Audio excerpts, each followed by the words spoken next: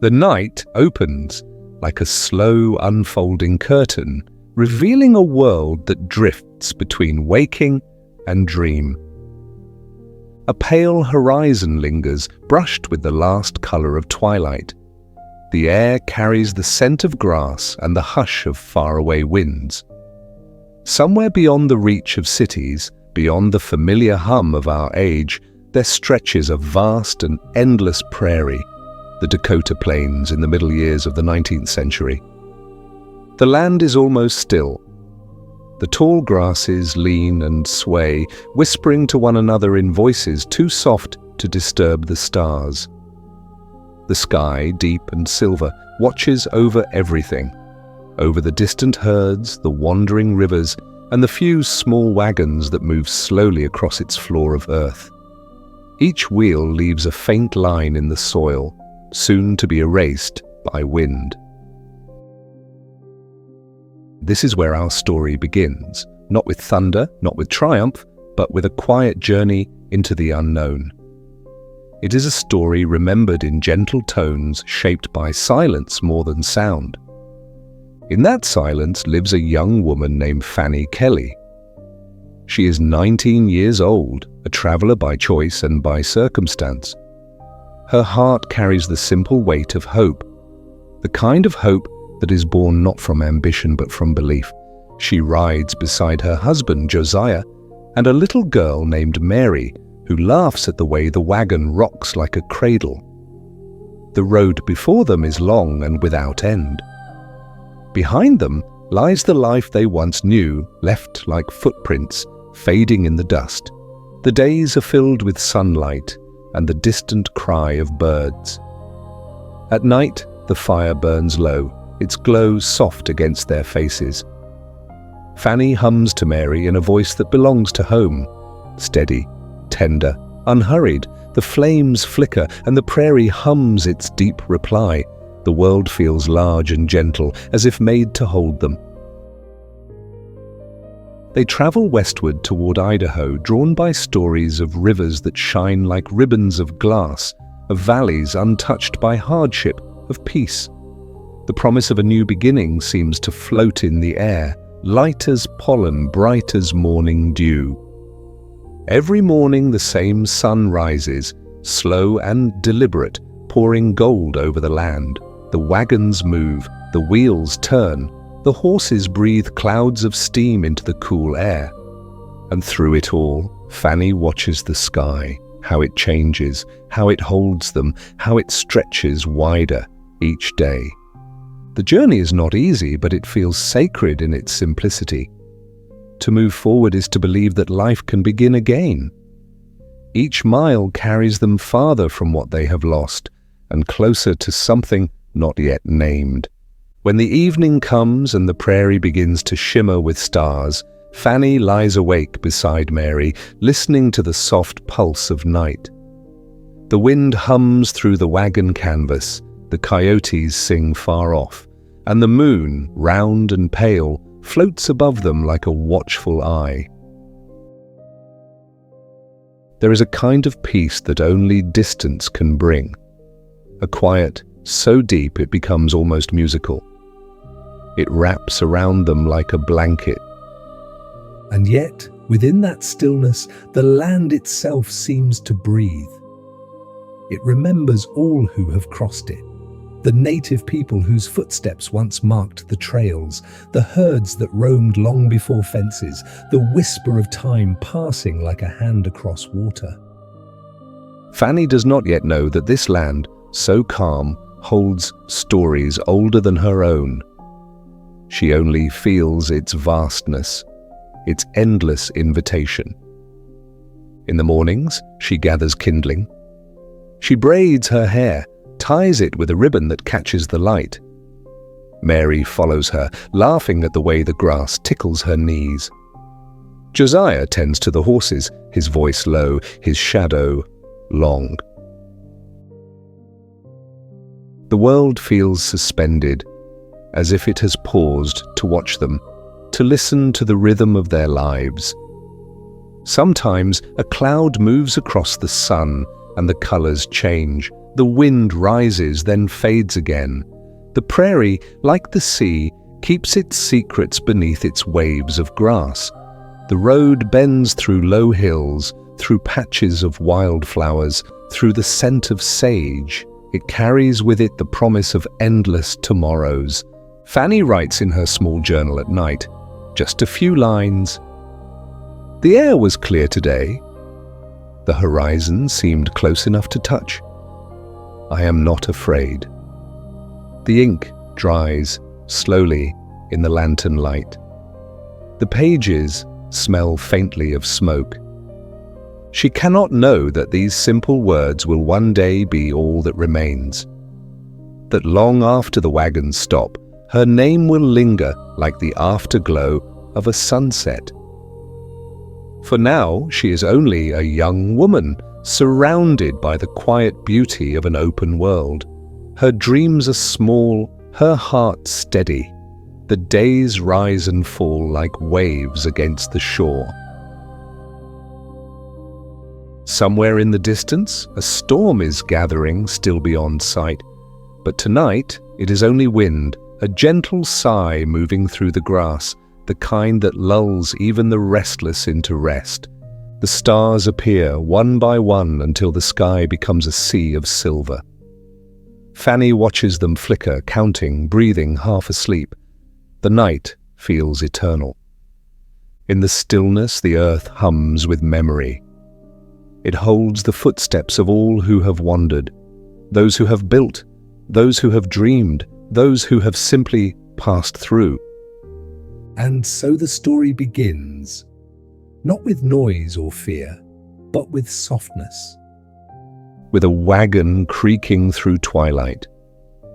With a girl tracing the horizon with her eyes, with the quiet pulse of hope, steady and fragile, beneath the great breathing sky.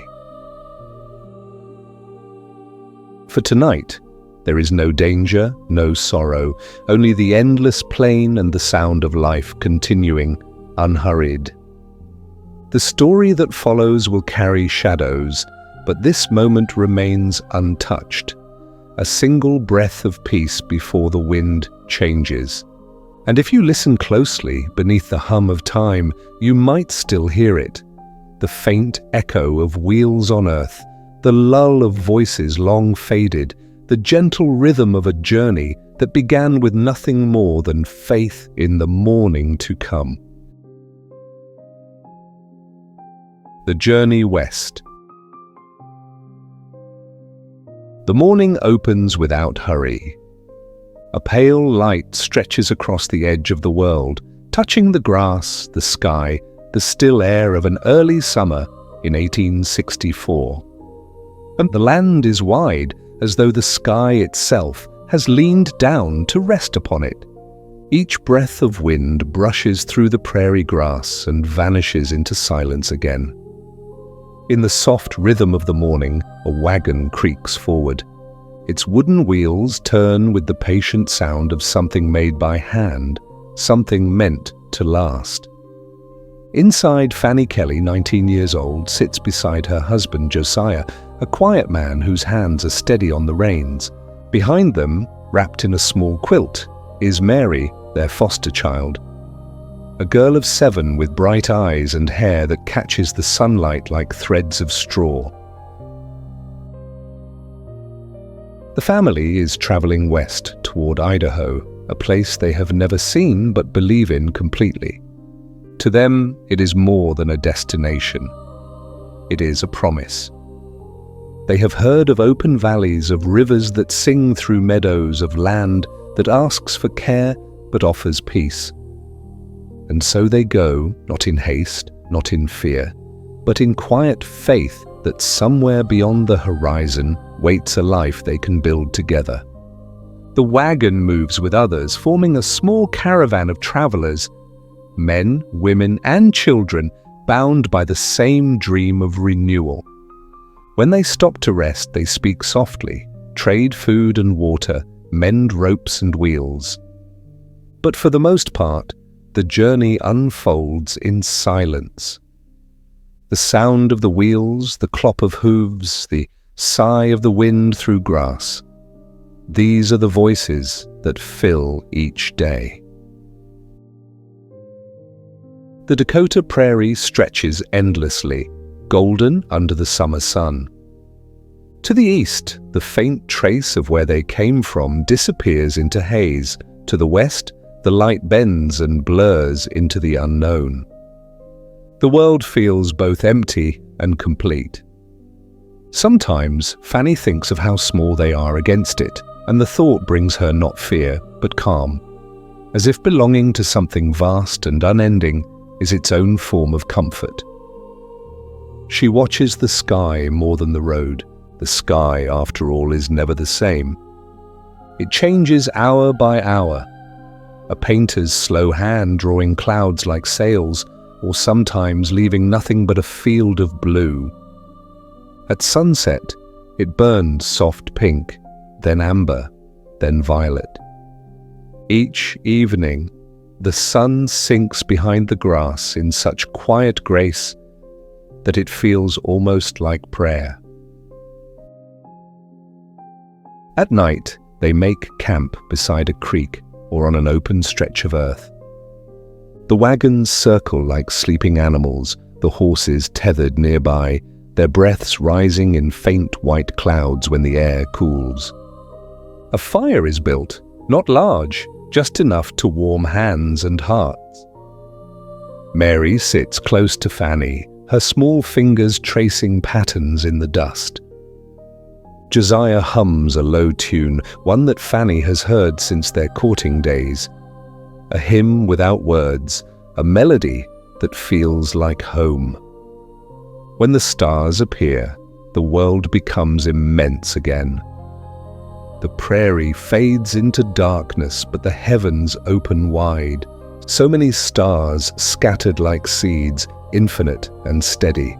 Fanny often looks up and feels both humbled and comforted, as though the night is keeping them safe beneath its quiet watch. She sings softly to Mary, old songs from her childhood, verses about rivers and mercy and morning light. The girl drifts to sleep, her breathing matching the rhythm of the wind. Fanny stays awake a little longer, listening. She hears the fire crackle, the horses shift their weight, the slow breathing of Josiah as he rests. In moments like this, peace seems not like a feeling, but like a presence, something that sits beside them in the dark and listens too. The days pass gently. Each morning begins with the same soft light, the same golden grass swaying under the same enormous sky. Sometimes they travel through patches of wildflowers, purple, yellow, white, and the air is sweet with their scent. Sometimes they follow a river, its voice keeping time with the rhythm of the wheels. Sometimes they see buffalo in the distance, their dark shapes moving across the plain like quiet clouds. There are hardships, of course, heat, dust, the ache of long hours. But these things belong to the land, and so the travelers accept them. They rest when the horses tire, share water when wells run low. Fanny writes a few words in her small journal each night, words that speak not of exhaustion, but of gratitude. She writes of the colors of the sky, the kindness of strangers, the way Mary laughs when the wagon bumps over stones. She writes, "The world feels wide and kind. We are carried by something larger than ourselves." Her handwriting is small and careful. She does not know that her words will one day become history. For now, they are only for her, a quiet record of simple days. Josiah sometimes speaks of the future, of building a small home by a stream, planting corn, raising horses. He talks in slow tones, his eyes always scanning the horizon as if he could already see it there. Fanny listens, smiling. She likes the way his voice sounds when he dreams. low, even, sure. She does not interrupt him. She lets his words weave a picture, one she can hold in her mind when the nights grow cold. The caravan travels onward. They cross rivers where the current pushes gently against the wagon wheels. They climb small ridges where the wind feels like the breath of another world. Each mile brings them deeper into the prairie's heart and further from everything familiar. Yet the farther they go, the lighter Fanny feels, as if each day peels away the noise of her old life, leaving only the quiet pulse of existence itself.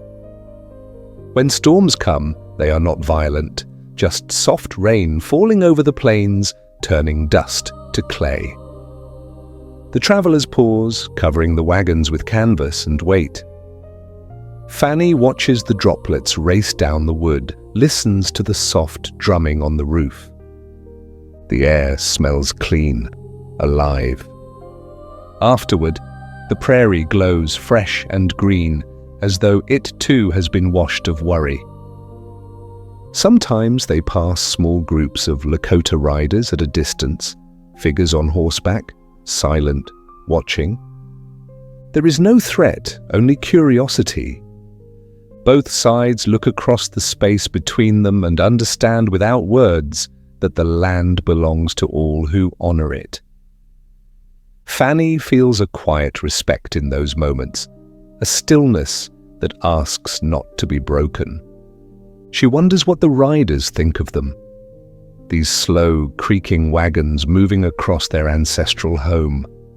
She lowers her eyes, whispers a prayer that peace will guide their paths.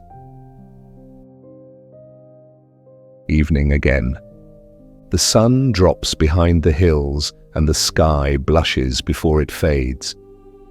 The campfire glows softly, its light brushing over faces calm with fatigue. The talk is gentle, the laughter brief. Someone strums a fiddle, its notes low and soothing, almost blending with the wind.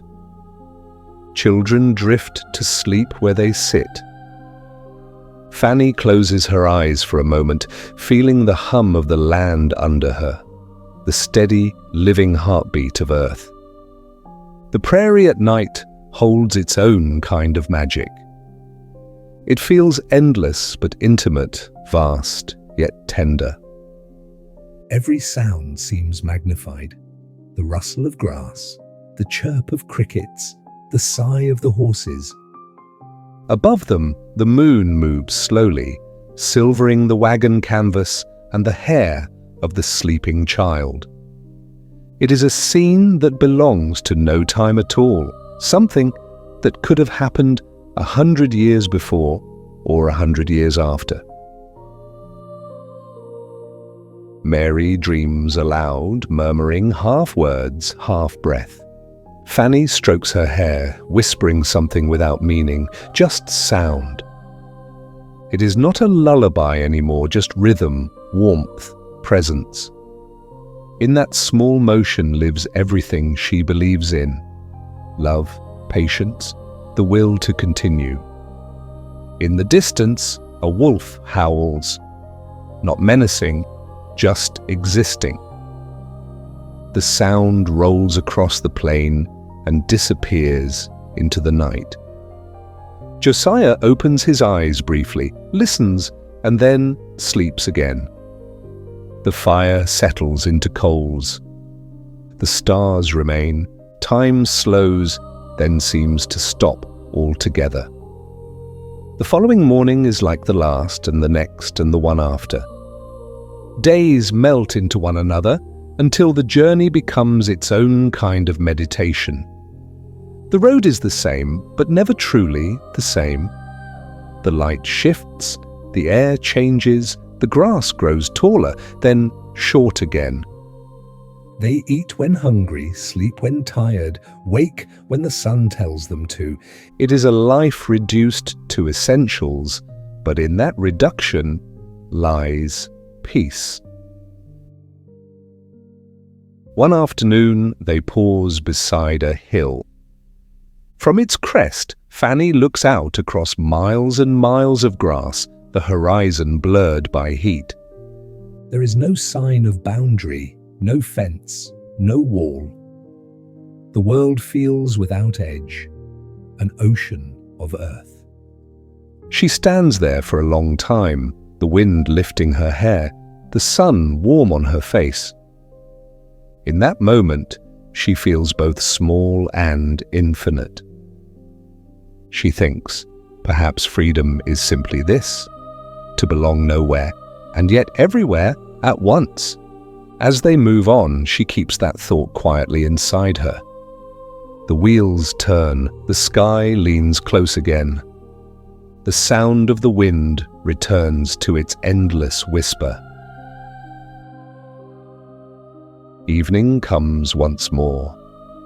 The prairie glows amber, then violet, then blue. Josiah tends the fire.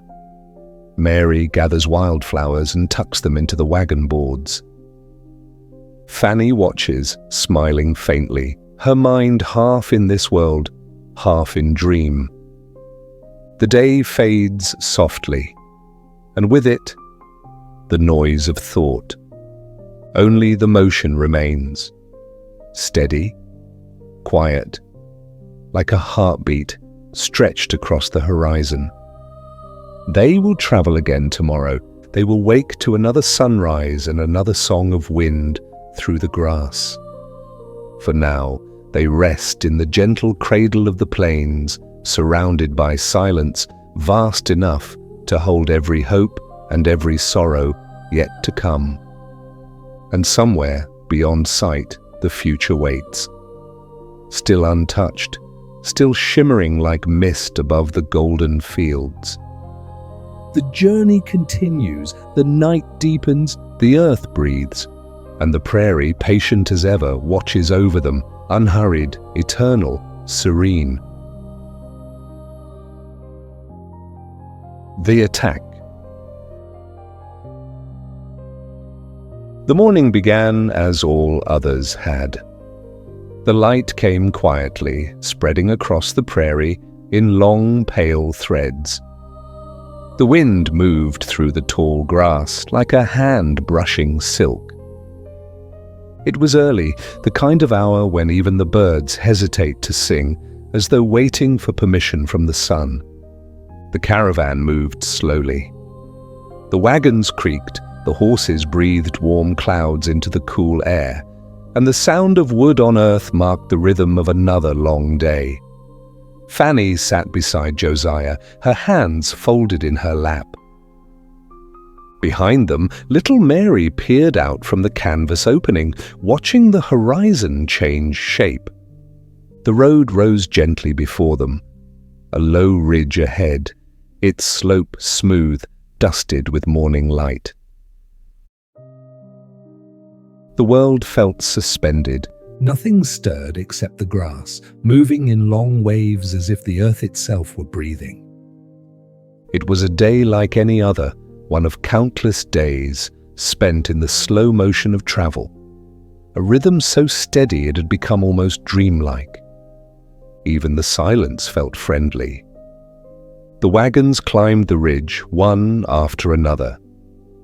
From its crest, the view opened wide. Endless plains spilling into the distance, the color of old gold. Josiah raised a hand to shield his eyes, scanning the land ahead. Fanny followed his gaze, but saw only the shimmering air. For a moment, the world seemed to pause there, balanced on the edge of peace. And then, a movement. Small, almost invisible at first. The faint ripple of something darker in the grass. It might have been the wind, it might have been the earth shifting. But in that single instant, the rhythm of the day changed. The quiet was no longer quiet, it was listening. From the tall grass rose figures, dozens, then more. They appeared with the slow grace of shadows returning to form, the morning light glancing off painted faces and the soft glimmer of movement. The Lakota Sioux, guardians of this vast land, emerged as though they had been part of it all along.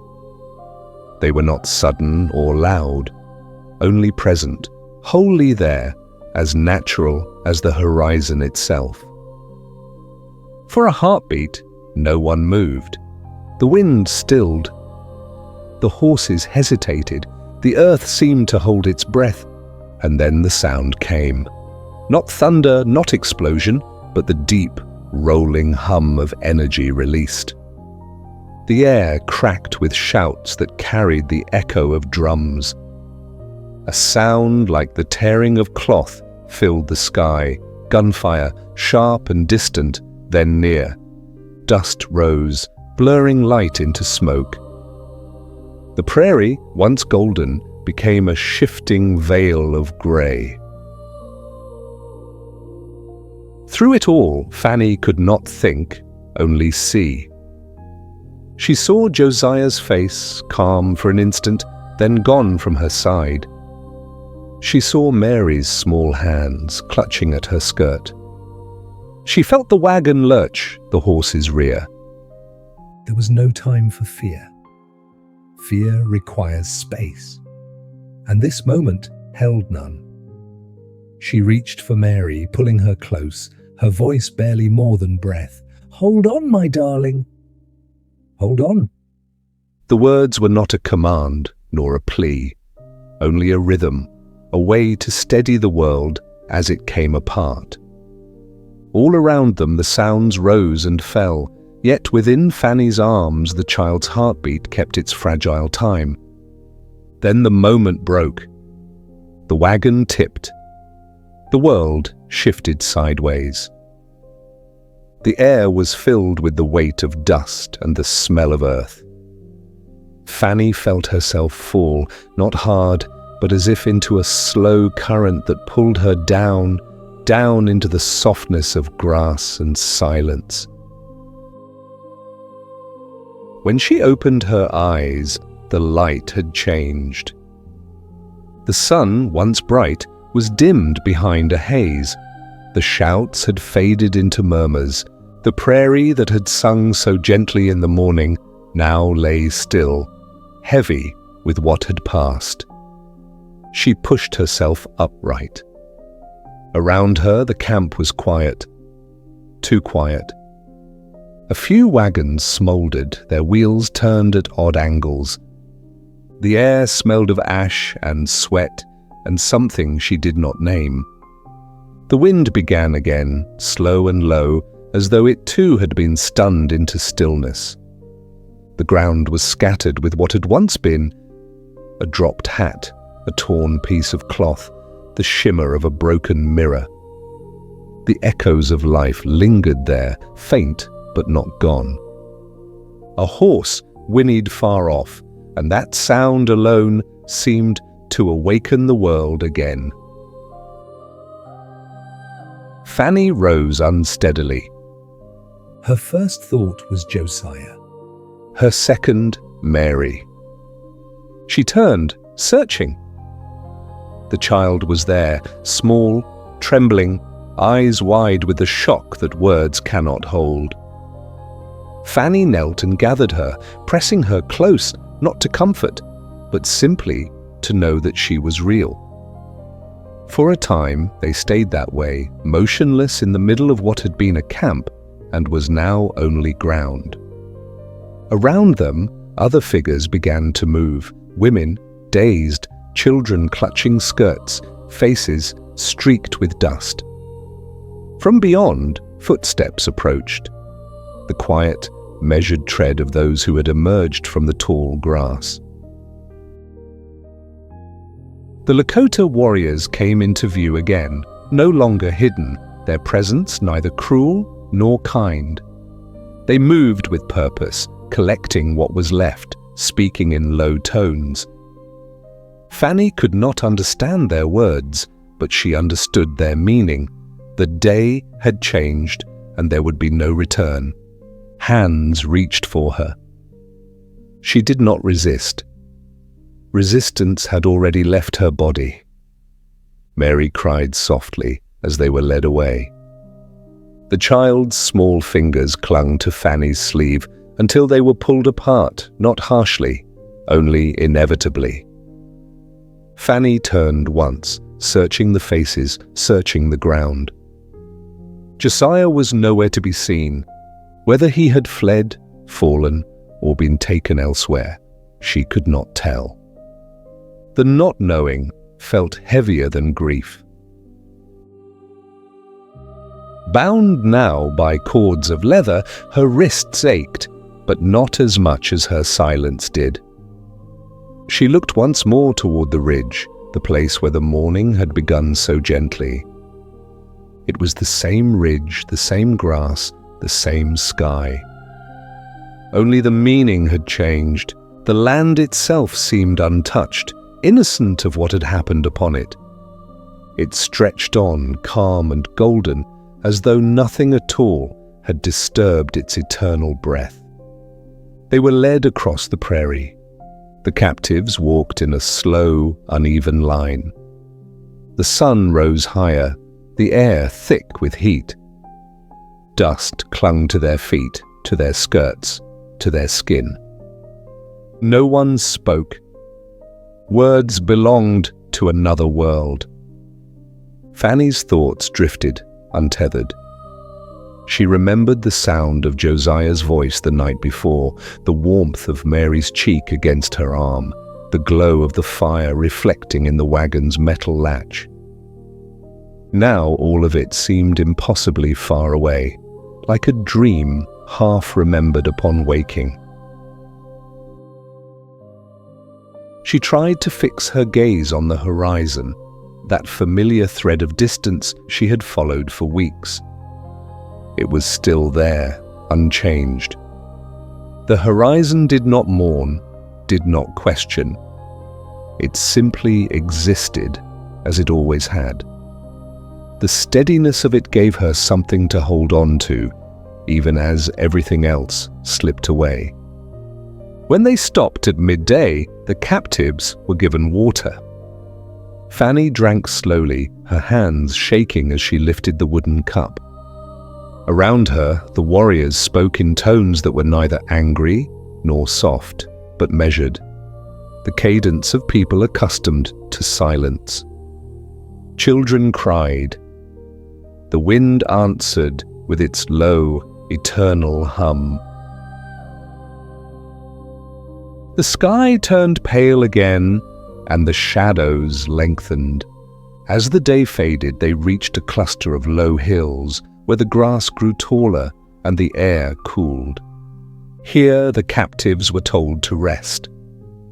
The warriors tended to their horses, moving with quiet precision, no laughter, no boasting, only necessity. Fanny sat with her back against a stone, her wrists still bound. Mary slept beside her, exhausted, her small hand resting against the ground. Fanny watched the sun dip behind the horizon. Its light spread slowly, then vanished, leaving only the grey that comes before night. The first stars appeared, faint at first, then stronger. They reminded her of the nights before, when she had looked up from beside the fire, feeling safe and infinite. Now the stars were the same, but their light felt older, distant, unreachable. She thought of Josiah again. She whispered his name once, not to call him, but to remember the sound. The wind carried it away without echo. Around her, the world quieted.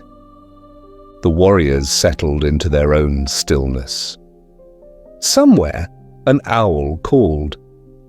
The prairie, even after all that had passed, continued its slow, endless breathing. Fanny closed her eyes briefly. She did not sleep, not yet, but drifted in the space between waking and forgetting. In that fragile quiet, she felt the presence of the land more than of people, the vastness of it, the impartial grace of something that had seen everything and judged nothing. When she opened her eyes again, the night was full. The stars above seemed closer, as if they had descended to keep watch. Mary, stirred beside her, murmured, then fell still again. Fanny reached out, her fingers brushing the child's hair, tracing the simple truth of life continuing, breath by breath. And so the first day ended. The day that began with sunlight and song ended in silence, under the same wide sky. The prairie had witnessed it all, and now returned to stillness. No sound of struggle remained, only the wind moving softly through the grass, as if soothing the wounds of the earth itself. Somewhere beyond sight, the ashes of campfires cooled. The wagons rested, broken, their stories folded into the dust. Above, the moon rose calm and patient, pouring its pale light over everything, over the living and the lost, over the land and the sky, over Fanny and the child she held. The night, in its infinite gentleness, gathered them all into its quiet arms. The world did not weep. It merely breathed, slow, eternal, forgiving. And beneath that breath, Fanny Kelly began the long passage from freedom into captivity, from certainty into the still and endless silence of the unknown. Captivity and desperation. The days no longer had names. They passed without edges, blending softly into one another, as though the sky itself had forgotten where morning ended and night began. The prairie, once a vast golden world of promise, had turned pale and endless. And upon it, small figures moved, captives and guards, travelers of necessity, crossing a land that seemed to exist outside of time. Fanny walked among them. Her steps were slow, her skirt torn at the hem, her breath shallow but steady. The sun pressed upon her shoulders like a hand that would not lift. The wind no longer felt cool or kind. It whispered dryly against her skin, carrying dust and the faint scent of smoke from faraway fires. She no longer asked how many days had passed since the ridge, since the moment her life had turned. There was no measure of time here, only distance. Miles unfolding beneath her feet, rivers crossed, and plains that seemed to stretch without end. Every horizon looked like the last. Every morning began with the same pale light and ended in the same slow fall of dusk. Mary walked near her at first, the small figure of a child trying to keep pace with adults who never slowed. Fanny would glance back often, her voice a whisper, "Just a little further, my dear. Just a little further." But each day took something more. A piece of strength, a sliver of hope. There were moments, brief and fragile, when she imagined that if she could only find the right turn, the right moment to run, she might carry the child away into the tall grass, unseen. The thought came not with fire, but with a calm determination, like a quiet promise she made to herself in the dark. One evening, as the sun fell low and the shadows stretched long, Fanny found her chance. The guards had loosened their circle, their voices soft with the fatigue of travel. Mary slept near her side, her hair tangled, her face smudged with dust. Fanny leaned close, her hand trembling as she brushed the girl's cheek. "Listen to me," she murmured, her voice barely more than air. "When I lift you, run. Run toward the trees, don't look back." Mary's eyes opened, confused, trusting. Before Fanny could speak again, she acted. She lifted the child, set her down on the earth, and whispered one last time, "Go." The girl hesitated, then began to move. Small feet quiet against the dry ground, a pale shape melting into the tall grass.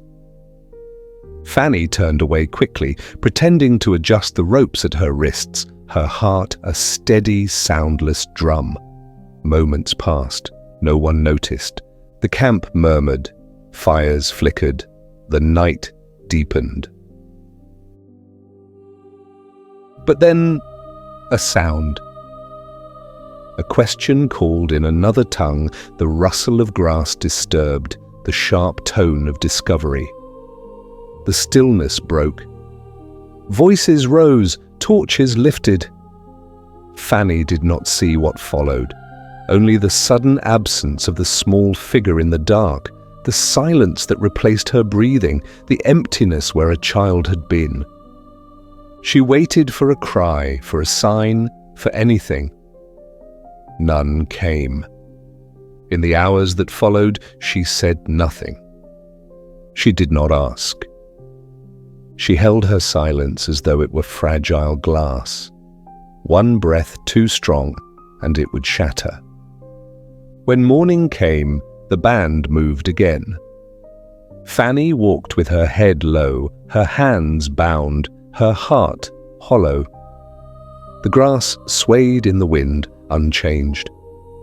The sky was still wide, the earth still vast. And yet everything within her had gone quiet, as though her voice had been carried away with the wind that night. Days passed, the air grew hotter, the ground turned to dust. Her lips cracked, her skin burned. Sometimes she caught her reflection in a pool of water, a pale ghost with hollow eyes, the image of someone both living and not. But still, she walked.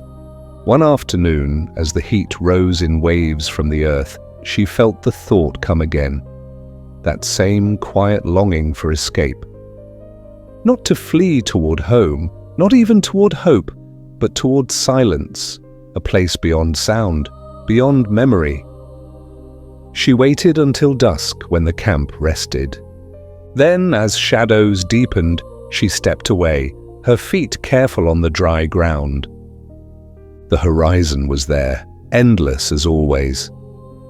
She began to walk toward it. Each step was light, soundless. Each breath felt like the first in many days.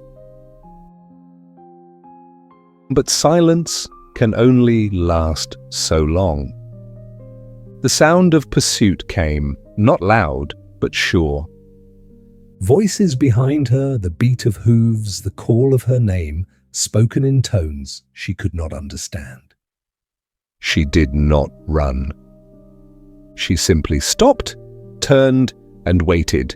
When they reached her, there was no anger in their faces, only the stern inevitability of custom.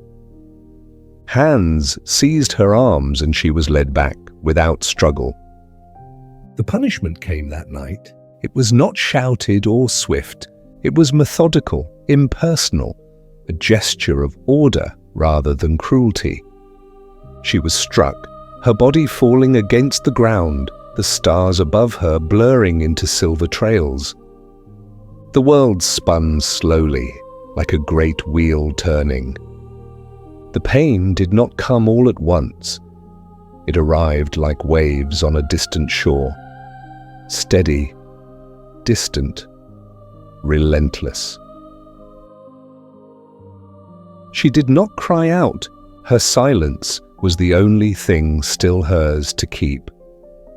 When it was done, she was left where she fell.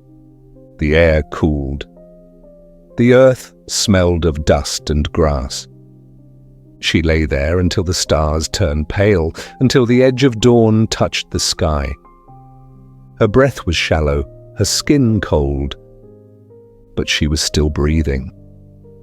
Somewhere in that half-light, she began to whisper. Not words of pleading or anger, only small fragments of prayer. Not for deliverance, but for endurance. Let me wake. Let me walk. Let me see another morning. The words carried no desperation.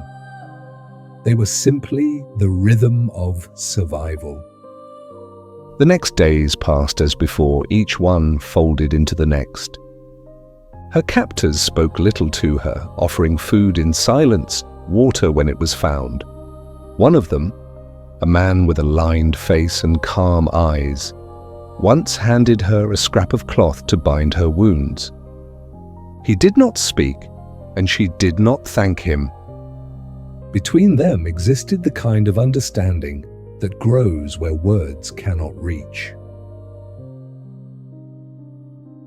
Then came the day of the pipe. It began like all others, the rising sun, the slow march, the unending horizon. But in the stillness of afternoon, as they rested in the shade of a cluster of willows, the event unfolded, small, almost invisible, yet heavy enough to shift the course of her fate. A sacred pipe lay upon a woven mat, the possession of Chief Ottawa, the leader of the band. It was a thing of ceremony, carved and decorated, its bowl gleaming faintly in the sun. Fanny, weak and weary, moved without noticing it. Her foot brushed against the mat, the pipe rolled, then broke with a soft, almost delicate sound. The world held its breath. The noise was slight, no louder than a twig snapping, yet it seemed to echo endlessly. The faces around her turned still. The chief's gaze was sharp, unreadable. For a moment, no one moved. Then came the murmur, low and certain, carrying through the camp like a rising wind. To break the sacred pipe was to touch something beyond forgiveness. Fanny felt the weight of every eye upon her, the air thick and unmoving. She did not beg. Her body was too tired for fear. She simply stood, the broken pieces at her feet, the silence around her growing deeper. The chief stepped forward, his shadow long in the sunlight. He spoke, his voice calm, his expression not cruel but absolute. The others murmured in agreement.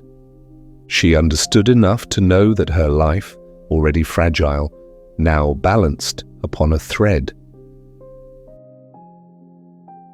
As they prepared, she remembered something, a small secret, the last remnant of a world that had once been hers. In the lining of her dress, sewn with careful hands before the journey began, were a few dollars. Coins and paper, folded small, hidden against her skin. They had meant nothing for weeks, but now they were everything. With trembling fingers, she reached into the seam, pulling free the crumpled notes. She held them out silently, her eyes steady. The chief paused, then looked at her for a long time. At last, he took them, his expression unreadable. The moment stretched, then softened. He gestured for her to be spared. No words of thanks came to her lips. There were none that fit. She only bowed her head, the breath leaving her like a sigh she had been holding for days. That night, she sat alone by the edge of the camp. The moon rose pale and slow, spreading its light across the grass. She could hear the distant murmur of voices, the rhythm of drums, faint as a heartbeat. The stars above her were endless, the same stars she had seen before the ridge, before the loss, before captivity. They shone with the same indifference, the same beauty. She thought again of Mary, of the small shape disappearing into the tall grass, of the silence that followed. She did not know whether the child lived or whether the prairie had taken her. Perhaps it was better not to know. Certainty, she realized, was its own kind of pain. The wind moved through the grass, carrying the smell of smoke and wild sage. She closed her eyes and listened. Somewhere far away, wolves howled. Not mournful, not fierce, simply alive. Their song drifted through the night, a reminder that life, even in its harshest form, continued. In that sound, she found something like peace. Not comfort, that was gone, but peace, quiet and thin, like the fragile light before dawn. She whispered again, her voice so soft it might have been mistaken for the wind. Just breathe, that is enough. And so she did, breath after breath. Day after day, not waiting for rescue, not dreaming of freedom, but honoring the small act of endurance, the quiet will to see another sunrise. Each morning came, pale and familiar. The sun rose without passion. The wind moved as it always had. The world, indifferent and eternal, continued its song. And Fanny Kelly, bruised, bound, but breathing, learned to move in rhythm with it. There was no drama in her survival, no triumph, only persistence, the soft, unwavering thread that runs through all living things. A rhythm beyond hope, beyond despair. And as she walked across the vast and whispering plains, she understood that perhaps survival itself is a kind of prayer, one that needs no words, only breath.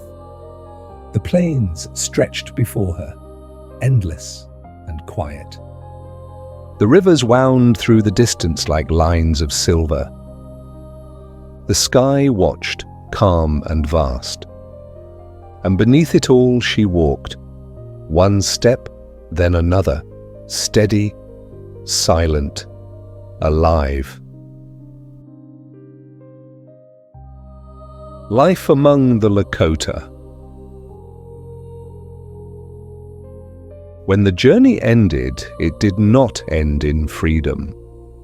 It ended in stillness, the kind that settles not after victory, but after surrender. The band had crossed the plains and rivers, had moved through valleys shadowed by pine, until at last they came to rest in a hollow of hills. There, among scattered lodges of hide and smoke, began a new rhythm, slow, strange, but alive. The camp was small but full of movement. The air carried the scent of pine needles, earth, and the faint sweetness of drying meat. The sound of drums came not from ceremony, but from life itself, the steady beat of hands shaping, women working, children laughing. Every hour seemed to hum with purpose, even in silence. Fanny was brought before Chief Ottawa, a man of quiet bearing and unspoken weight. He stood at the center of the camp, tall and broad, his eyes neither cruel nor kind, but steady, like the surface of a deep river. Around him, life continued. The women tending fires, the children weaving between them like shadows. He looked at her for a long moment, as though reading not her face, but the shape of her silence.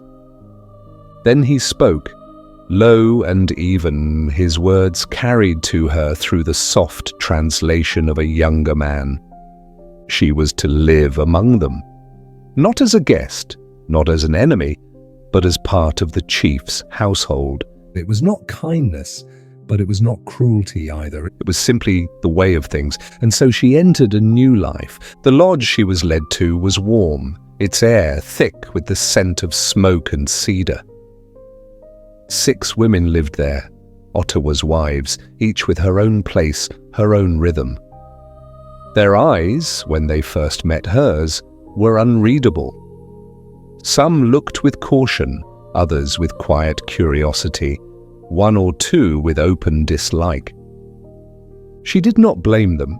To them she was an intrusion, a reminder of a world that pressed ever closer, a stranger whose presence carried questions that could not be answered. In the beginning, there was only silence. Fanny worked when she was told, sat where she was placed, and spoke little. Her body, still weak from the journey, moved carefully, as though the earth itself might give way beneath her. Each sound in the camp was new. The flap of hides in the wind, the hum of voices, the soft whistle of arrows being fletched by children. The rhythm of the Lakota life began to fold around her. At dawn, the women rose together. They ground roots and seeds between stones until the air filled with their earthy perfume. They tanned hides by the river, their hands moving with the certainty of those who have done so all their lives.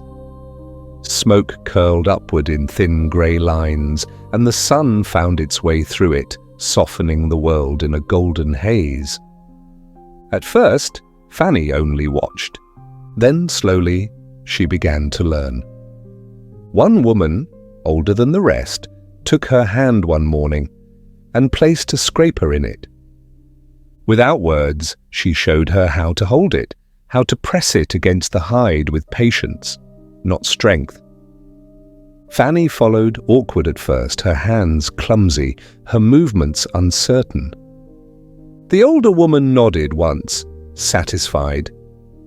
It was the beginning of understanding. The work was endless, but in its repetition, there was calm. To scrape, to stir, to weave, each act carried its own quiet purpose. There was no time for thought, no space for sorrow. The mind softened, the hours slipped by like water. At night, when the fires burned low, Fanny would lie awake, listening to the soft breathing of the others. The walls of the lodge glowed faintly with the light of embers, and the air hummed with the distant cry of coyotes. She no longer counted the days. There was only the circle of tasks, the rising and setting of the sun, the slow acceptance that this was now her world. In time, the women began to speak to her. First, a word here and there, a gesture toward water, a nod toward food. Then small lessons, spoken with patience, repeated until the meaning sank in. Fanny learned the words for fire, river, child. She learned to weave sinew through hide, to recognize the sound of a storm before it came. Each skill, each word, was a step toward belonging, not to them, but to life itself.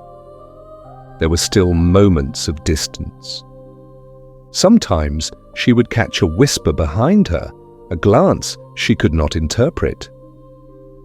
But more often now there was shared laughter, low, fleeting, yet real. One evening, when a pot tipped and spilled its contents into the fire, the women laughed together, and Fanny found herself laughing too. The sound startled her, unfamiliar, almost fragile. It had been so long since she'd remembered what laughter felt like. In those quiet days, she saw that the camp was not made of fear or savagery, as the stories had claimed. It was made of rhythm, work, song, sleep, the slow turning of seasons. The people lived close to the land, their lives woven into it like threads through cloth. They did not conquer the earth, they listened to it. And in that listening, Fanny began to hear something she had forgotten. The simple pulse of existence, unadorned, unjudging. It was near the end of summer when she met the child. The girl appeared one morning, small and bright-eyed, with hair the color of chestnuts and laughter that came easily. She carried a small bundle of herbs in her hands, the stems dripping with dew. She offered them shyly to Fanny, who took them, unsure. The women around them watched, some smiling faintly. The girl's name was Yellowbird. She was the daughter of one of the younger wives who had died the previous winter. Now she lived in the chief's household, darting from one lodge to another like a sparrow, always moving, always humming some tune of her own making. The first time Fanny heard her laugh, it caught her off guard. It was light, like wind through leaves, and for a reason she could not name, it made her eyes sting. Later that day, the chief came to her lodge. He spoke quietly, his words translated by a younger man. He said that the child, Yellowbird, would be hers to care for, a companion, a daughter of sorts. He said it not unkindly, but with the tone of someone assigning a duty rather than granting a gift. Fanny nodded, unable to answer. When the chief left, Yellowbird came to her side, holding out a small hand. Fanny took it without thinking. The girl's palm was warm, her skin faintly scented with smoke and pine. That night, after the fires dimmed and the camp fell into silence, Fanny lay awake beside the child. Yellowbird slept easily, her breath soft and even. Outside, the wind moved through the pine branches, making a sound like distant water. Fanny turned toward her, her hand resting lightly on the girl's hair. In that simple contact, something within her shifted. Not healed, not whole, but softened. She thought of Mary, of the small hand that had once rested in hers, of the last glimpse of the child running into the tall grass. The memory rose like mist, and with it came tears she had held for too long. She wept silently, her shoulders still, her breath measured, careful not to wake the sleeping child beside her. The tears fell not in anguish, but in quiet recognition. The body's way of remembering what the mind cannot forget. In the days that followed, Yellowbird became her shadow. Together they fetched water from the stream, gathered berries and ground roots in wooden bowls. The girl spoke constantly, her words spilling like music. Fanny could not yet understand, but she began to learn through rhythm rather than meaning. The rise and fall of tone, the laughter that needed no translation. In return, Fanny hummed to her. Old songs from home, their words faded with time, their melodies reshaped by memory. The girl would tilt her head, listening, and then hum back, her own tune weaving through Fanny's. Two songs from two worlds meeting in the air, neither winning, neither yielding, simply becoming one. Autumn came quietly. The mornings grew cool, the air tinged with the scent of rain and smoke. The hills turned from green to bronze, and the sound of geese filled the skies. Life in the camp shifted with the season. Slower now, more deliberate. Food was dried, hides prepared for winter. The rhythm of survival continued, steady and sure. Fanny had long since stopped thinking of rescue. Not because she had lost hope, but because hope had changed shape. It no longer meant escape or return. It meant waking each morning, finding the strength to stand, to work, to listen, to breathe. Sometimes when she sat by the river with Yellowbird, she would think of the world beyond, the sound of English voices, the turning of wagon wheels, the life she once called her own. It felt distant now, like a story she had been told long ago. Here, in the hush of the valley, she was part of another story, one made not of words but of gesture, breath, and endurance. She learned to read the signs of the land, the way clouds gathered before rain, the call of a bird that signaled cold. She learned to mend clothing with sinew, to cook over the open fire, to tie knots that would hold through wind and storm. The skills came slowly, but each one carried a quiet dignity, a way of belonging to the world through use rather than claim. The women no longer looked at her with suspicion. When she passed, they nodded. Sometimes they offered her a portion of food before she could ask. One of them even plaited her hair one morning, weaving it with a thin strip of red cloth. It was a gesture without ceremony, but in it, Fanny felt something close to grace. The child, Yellowbird, remained by her side. In the evenings, they watched the smoke curl into the twilight, tracing the shapes of spirits rising. Yellowbird would tell stories in fragments, about the wind that carried messages, about the stars that watched over dreams. Fanny would listen, not understanding every word, but understanding the heart of it, that everything in this world was connected, that even pain had a place within its circle. As winter approached, Fanny often sat outside at dusk, the air crisp against her skin, the sound of drums rolling softly across the valley. The hills glowed faintly with snow, and the smoke from the lodges drifted upward, merging with the low clouds. She thought then, not of captivity, but of survival, of the simple, unspoken truth that life continues, even when the heart is tired. That kindness can live beside sorrow, that understanding can grow from silence.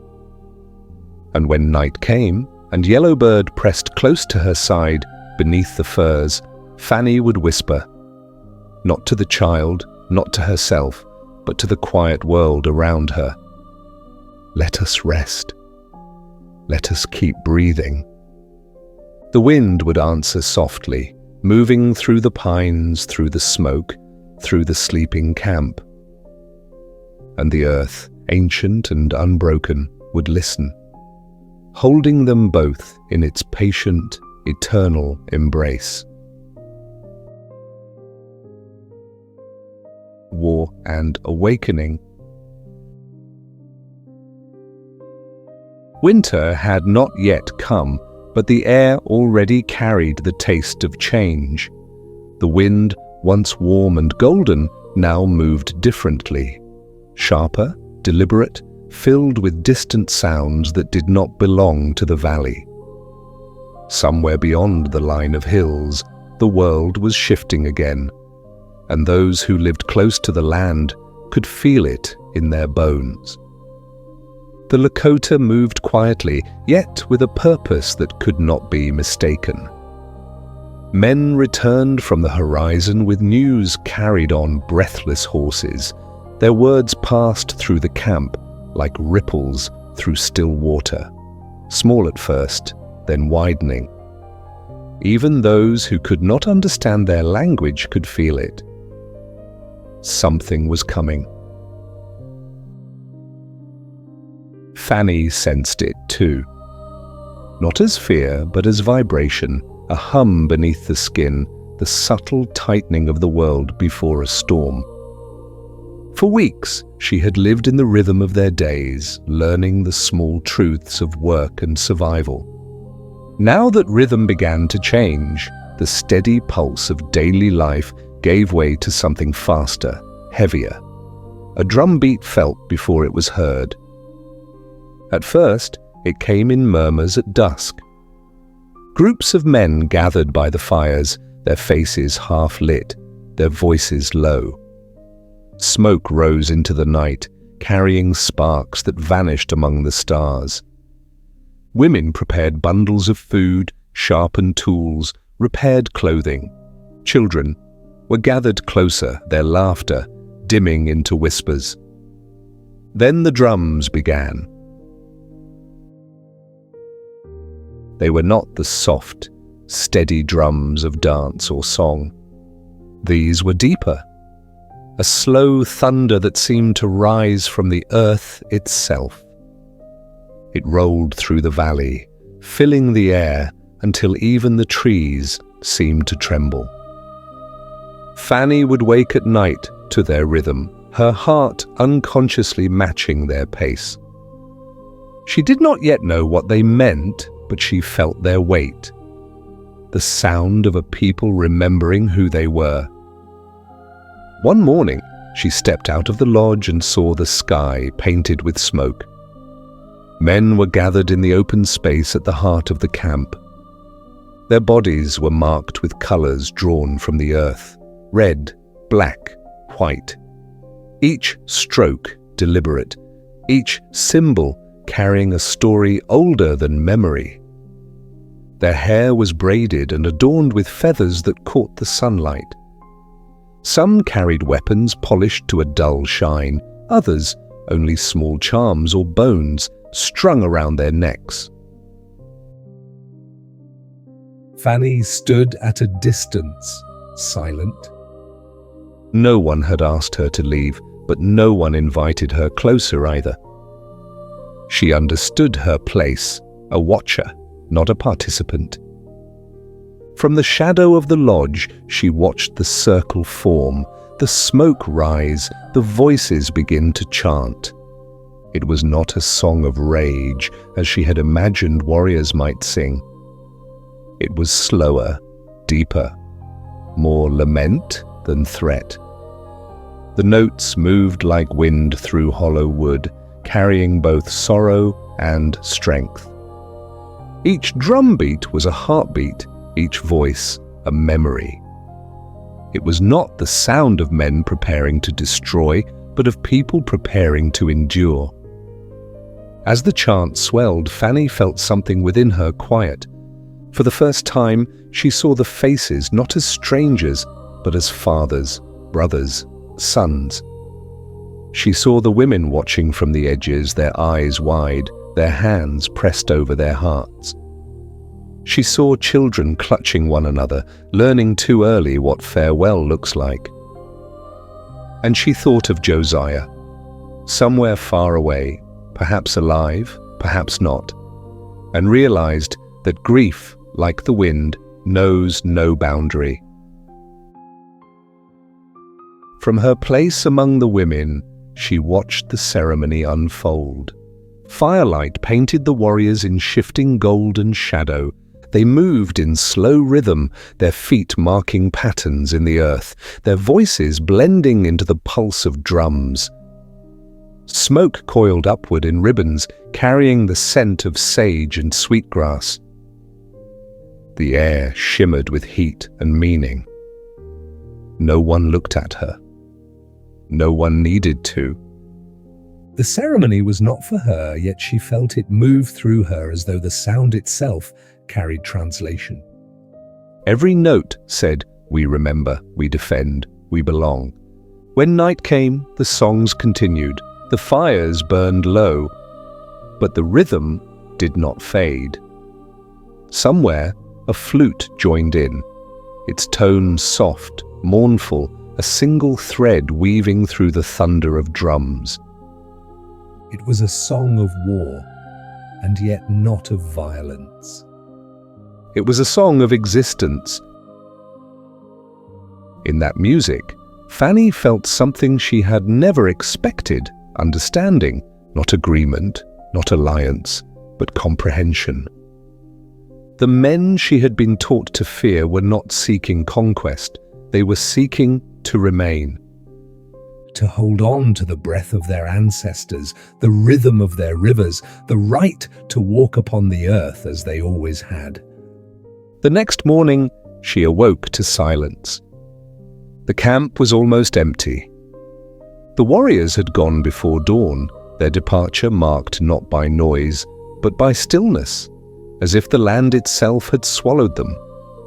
The women moved quietly, tending fires, caring for the young and the old. There was no wailing, no display of grief, only patience. Waiting had become a kind of prayer. Fanny helped as she could. She fetched water, gathered wood, repaired torn clothing. Her body had grown stronger since the days of the long march, though her hands still trembled when the wind rose suddenly. She worked without speaking, and the others worked beside her. In their silence, she found a kind of peace, the peace of shared endurance. Days passed. Sometimes, from the edge of the valley, she would see smoke rising in the distance, faint plumes against the horizon. The women would pause their work and look toward it, their faces calm but unreadable. They did not ask what it meant. They already knew. One evening, as the sun dipped behind the hills, a scout returned. His horse was thin with exhaustion, its sides streaked with dust. He dismounted and spoke to the elders. The words carried through the camp like wind through dry grass. Quiet, then everywhere. The army was near.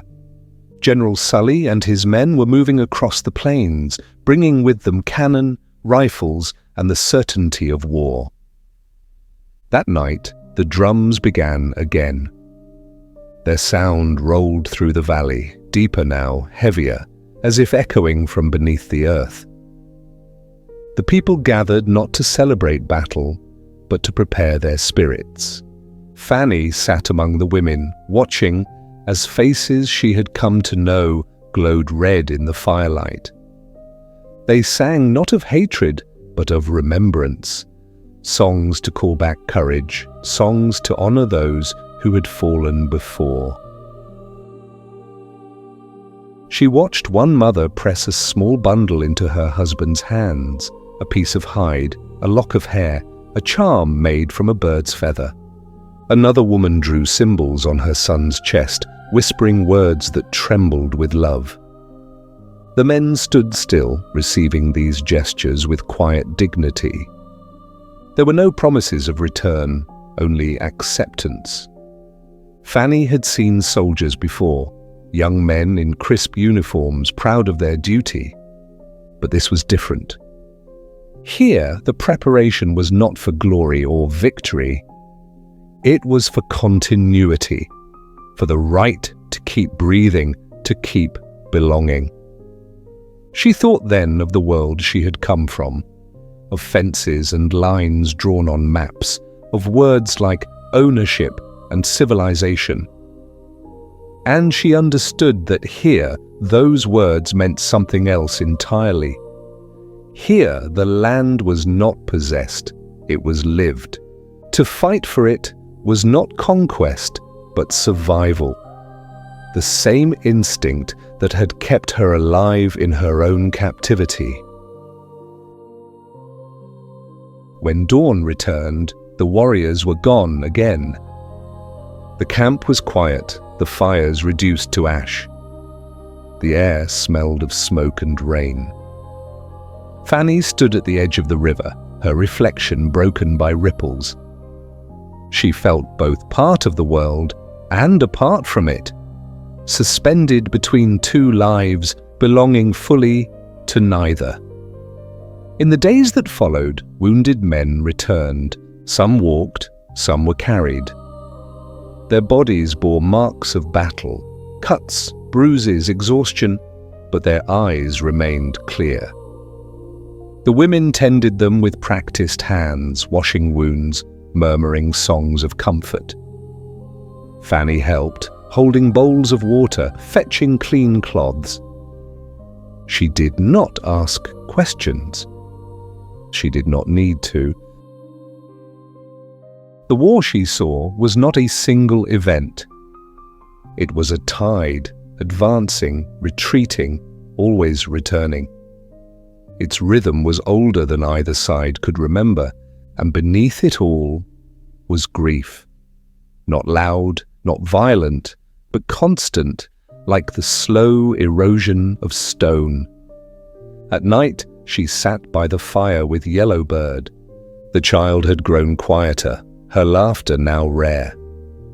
Sometimes she asked where the men had gone, sometimes she simply looked into the flames as if searching for answers there. Fanny would smooth her hair and hum softly. Not a song of her own people, not of theirs, but something between. The sound was enough. Days bled into weeks, the air cooled, autumn crept over the land, turning the grass from gold to grey. The drums still sounded, though less often now, their rhythms slower, as if even the earth had grown weary. One evening, the chief returned.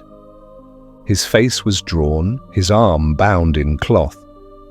He spoke little, moving among his people with the calm of a man who carries too much to show it. The camp gathered around him, listening to his quiet words. Though Fanny could not understand them fully, she felt their meaning, the sadness of loss, the resolve to continue. The fires that night burned longer than usual. The people sat close together, their voices rising in low song. It was not mourning, not exactly. It was remembrance, an offering to time itself, asking that their stories not be forgotten. From her place beside Yellowbird, Fanny watched the faces around her, the glint of tears, the faint smile of pride, the deep calm of those who have seen too much to fear more. And she realized, slowly, that she was no longer only an observer.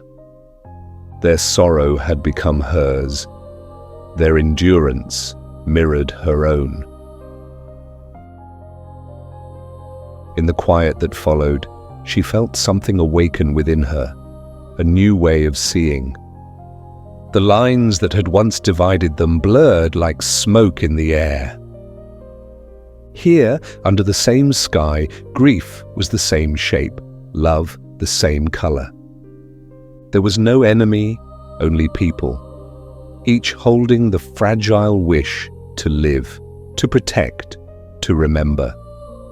Later, when the fires had dimmed and the drums fell silent, Fanny stepped outside the lodge. The night was vast, the stars bright as frost. The air was cool against her skin, and the wind moved through the grass with the sound of distant breathing. She looked toward the horizon, where the faint glow of another world, her old one, seemed to shimmer beyond reach. Then she looked back at the sleeping camp, at the faint curls of smoke rising into the sky. For the first time, she did not feel torn between them. She understood that both were real, both were true. Two halves of the same earth. And somewhere between them, she walked. In that understanding, there was peace. Not loud or triumphant, but deep and still, like the pause between heartbeats. She closed her eyes and let the wind move through her hair, carrying with it the scent of pine and fire and rain. The world was still turning. The drums had quieted, but their echo lived within her now. The pulse of the land itself, reminding her that even in war, life continues its slow, patient song. And above it all, the stars burned steady, silent witnesses to every battle, every birth, every whispered prayer carried upward on the breath of those who refused to vanish. Hunger and the frozen plains. Winter did not arrive all at once. It crept in softly, like a shadow growing longer each evening. The air thinned first, a coolness that touched the edges of dawn and lingered through the afternoon. Then the light changed, pale and fragile, as though the sun itself had grown weary. The earth hardened underfoot. Birdsong faded, and soon the first snow began to fall. Slow, deliberate, each flake a whisper from the grey sky above. At first, the snow seemed gentle. It settled upon the lodges, softening their shapes, covering every trace of colour. The plains turned to a white ocean, endless and soundless.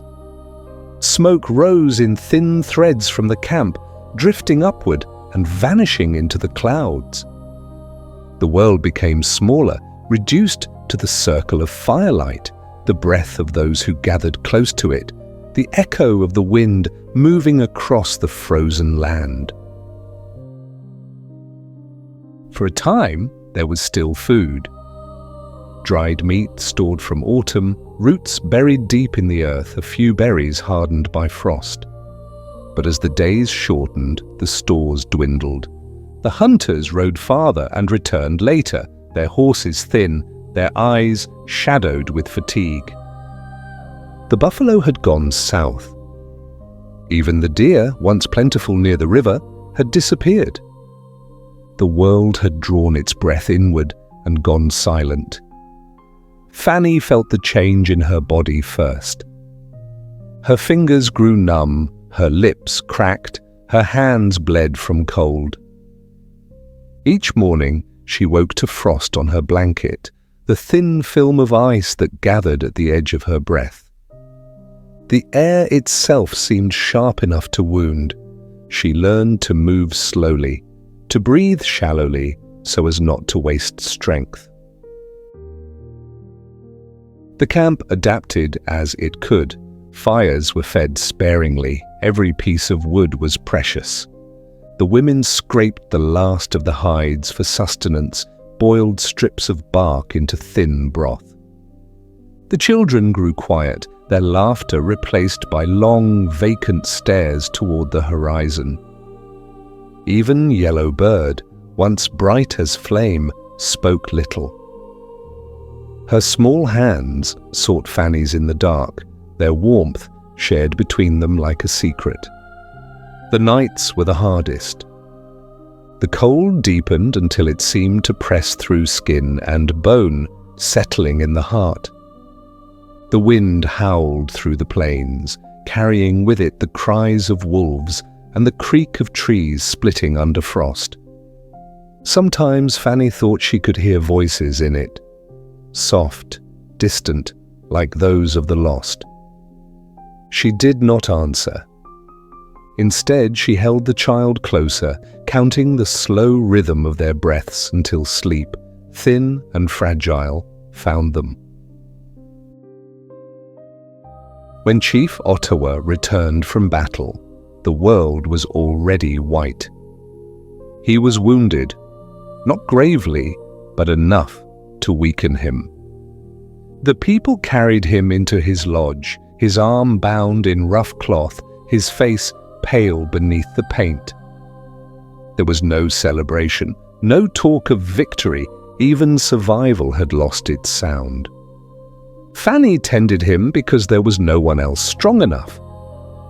Her hands, though cracked and raw, moved gently over his wounds. She cleaned them with melted snow, applied herbs ground into paste, wrapped the skin with strips of linen. He did not speak often, but his eyes followed her movements with quiet awareness. Sometimes, in the stillness between breaths, he would murmur words she did not understand, words that sounded less like command and more like remembrance. In caring for him, she found a kind of purpose. Her body still weakened by hunger, she worked not from duty, but from the understanding that his recovery meant the camp's stability, and her own survival within it. Each small task became a prayer, heating water, smoothing cloth, stirring broth over a dwindling flame. The rhythm of care gave her something to hold. Outside, the snow deepened. The river froze so solid that even the sound of water disappeared. The sky hung low and grey for days at a time. There was no dawn or dusk, only varying shades of twilight. The earth seemed to have stopped breathing altogether. The camp grew quieter. People spoke little, conserving their strength. Hunger turned thoughts inward. Even gestures became small. The smell of smoke filled every breath, clinging to hair, to clothing, to memory itself. Fanny felt her body shrinking, her strength ebbing like a tide. Each movement cost her effort. When she walked to gather wood, her legs trembled beneath her. When she lifted the pot over the fire, her arms shook. Sometimes she wondered whether she was still truly alive, or only the shadow of someone who had been. Yet within this stillness, she noticed other things. The quiet beauty of frost patterns on the inside of the lodge wall. The way the moonlight spilled across the snow, turning it to glass, the slow curl of smoke rising into air, so cold it glittered. Even in hunger, there were moments that felt almost holy. The small, stubborn persistence of life continuing to exist. But hunger has its own language, one that begins softly, then grows insistent. It whispers first, then murmurs, then begins to sing in the ears of the desperate. And slowly, she began to sense it around her, in the tightness of faces, the hollowed cheeks, the way eyes followed the smallest motion of food. One night, as the wind clawed at the walls, Fanny awoke to voices. They were low, indistinct at first. She held her breath, listening. The women near the fire were speaking quietly, their words carried in half tones. Though she could not understand everything, she caught fragments, gestures, glances, a word she knew, Wasiku, the white woman. The sound of her own name in their language no longer startled her, but this time there was a weight to it she had not felt before. The voices grew quieter, then stopped altogether. Silence returned, thicker than before. She lay still, her eyes open to the faint red glow of embers. She did not move until dawn. The next day, she saw the look in their eyes. Not hatred, not even anger, but calculation. Hunger erases boundaries. It makes the body forget the rules the mind once knew. The camp had reached a point beyond choice. Every mouth meant one more portion divided thinner, one more chance for someone else to survive. That evening, when the cold grew too deep for sleep, she heard it again. The whisper moving through the dark like smoke. Kill the white woman. Eat her share. The words were not shouted, they were not cruel. They were spoken with the flat logic of hunger, the same way one might speak of weather. In that moment, she understood fully what it meant to live on the edge of the world, where mercy and necessity are the same thing, and both can cut. She did not cry out. Fear had no space left inside her. Her heart had already been emptied by months of silence, days of endurance. She only sat still, her hands folded in her lap, the firelight flickering across her face. Then came the sound of a single voice, deeper, commanding. Chief Ottawa had heard. He spoke once, and the camp fell silent. No one argued, no one moved. The moment passed like wind through dry grass.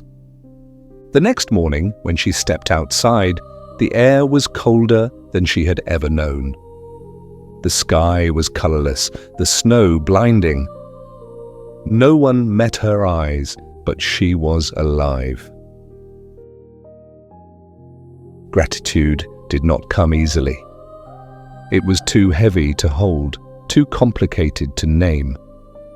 She only knew that the thin line between life and death had not yet been crossed, not because of mercy, but because of order, the chief's will, the fragile structure that kept the world from falling apart completely.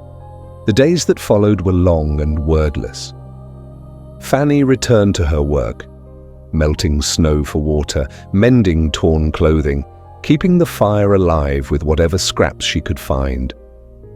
Her body moved without thought, her mind quiet. There was a strange peace in that emptiness, the calm that comes when there is nothing left to fear. Sometimes, when the wind paused and the air held still, she thought she could hear the river moving beneath its frozen skin. A faint, secret sound, proof that even beneath the ice, life continued. She clung to that thought. It became her prayer, her lullaby, her rhythm. As the weeks passed, the chief began to recover. The wound in his arm healed slowly, his strength returning with each day. When he was able to stand again, the camp stirred with quiet relief. No one spoke of the night of whispers.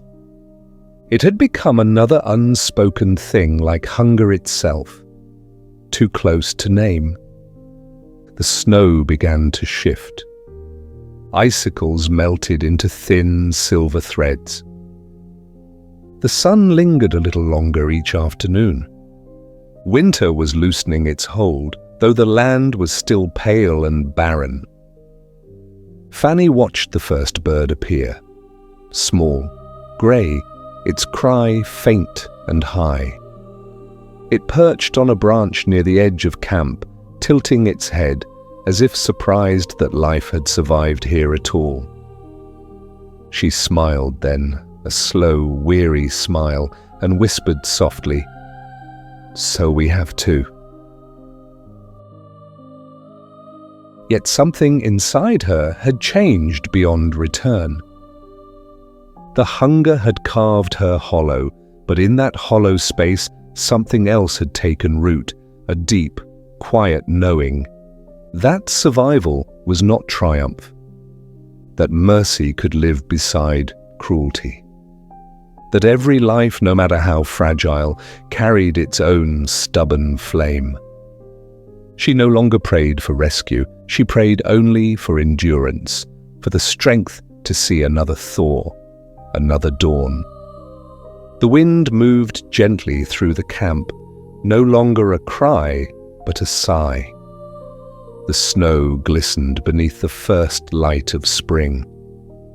Fanny stood at the edge of the frozen plain, the sky vast above her.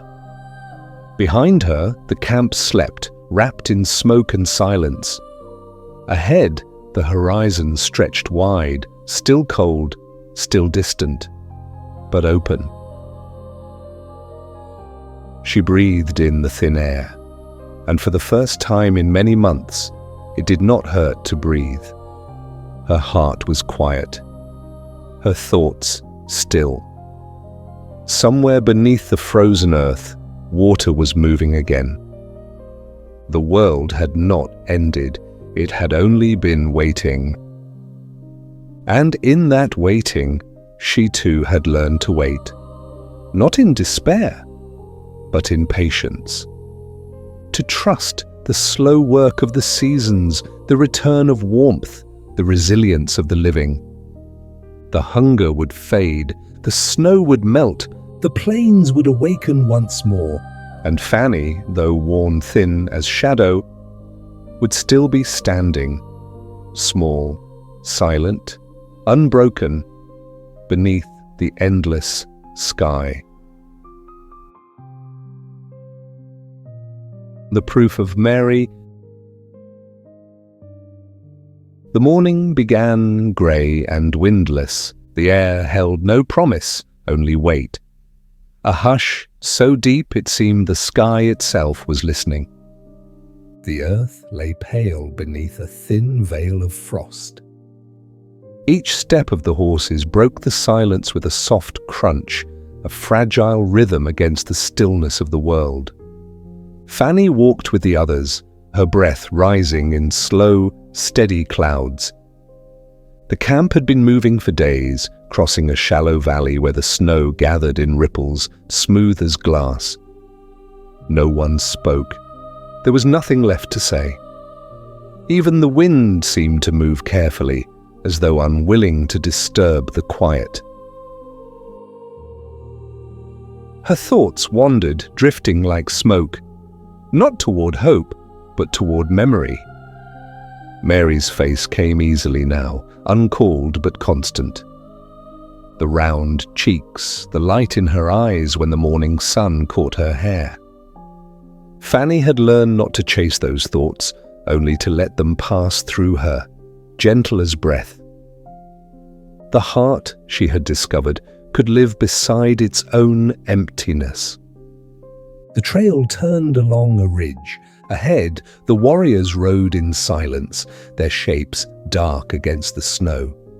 The sky pressed low, heavy with unfallen clouds. And then, in the soft rhythm of motion, in the small, ordinary act of looking, something caught her eye.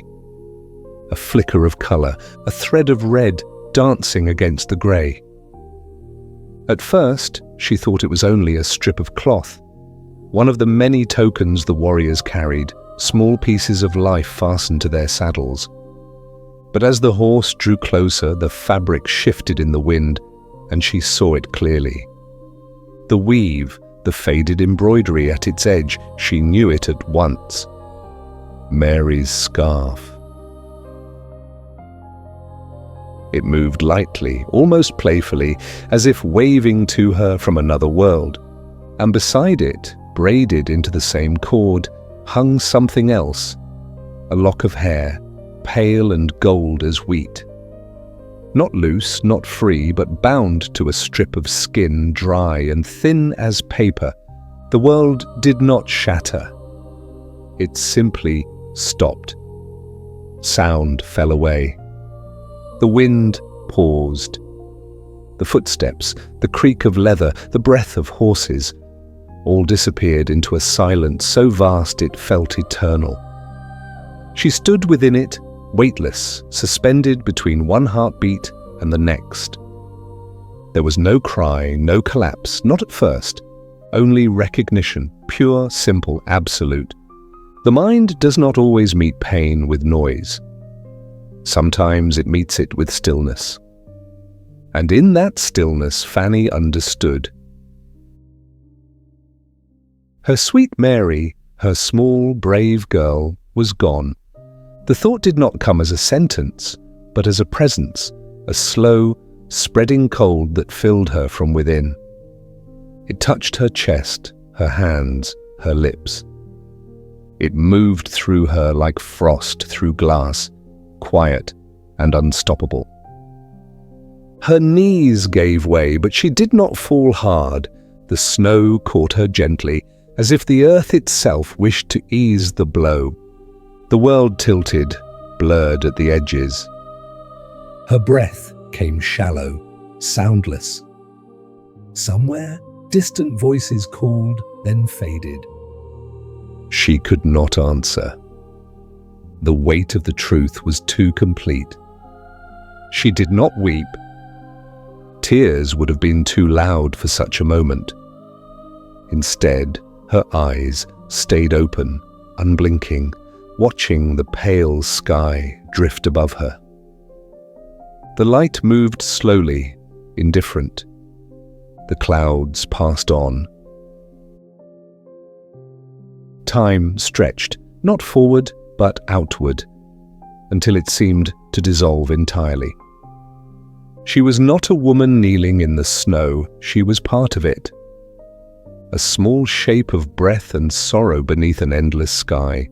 When she finally rose, she moved like someone learning to walk again. Her body obeyed because it must.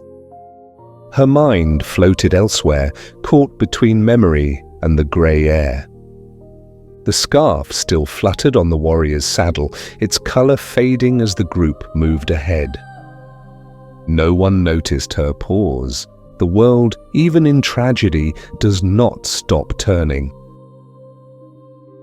She walked on, one step, then another, each one lighter than it should have been, as though grief had hollowed her of weight.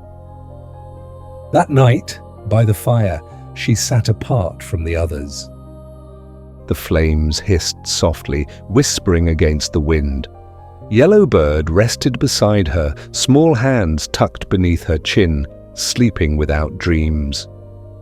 Fanny watched the embers sink into ash. The warmth touched her skin but did not reach her heart. She thought of Mary then, not as a body lost, but as a sound remembered. Laughter carried through grass, footsteps beside hers in the dust, a voice calling her name. The memories no longer hurt. They simply existed, as light does after the candle has gone out. A faint echo of what once was. She did not pray that night. There were no words left for prayer. Instead, she breathed slowly, evenly, and let the stillness settle. If heaven heard, it would have to listen in silence, as she did. In the days that followed, something within her changed, not broken, that had happened long before, but transformed. The part of her that had waited, the part that had believed in return, was gone. In its place grew something quieter. Not hope, not despair, but endurance. She lived now, not to be saved, but to exist. To stand against the cold, the hunger, the endless sky. To remain, even when everything else had been taken.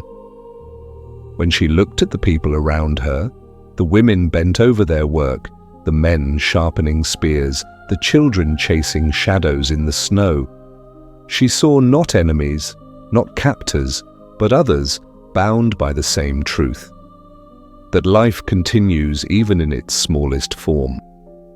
They too had lost, they too carried silence within them. In that understanding, she found no comfort, but she found company. Sometimes when the wind shifted, she thought she could smell smoke from far away. Wood smoke, faint and sweet, like the kind that once drifted from her own hearth. It brought with it no longing, only recognition. The world, she realized, was made of the same elements everywhere: fire, wind, flesh, and the will to continue.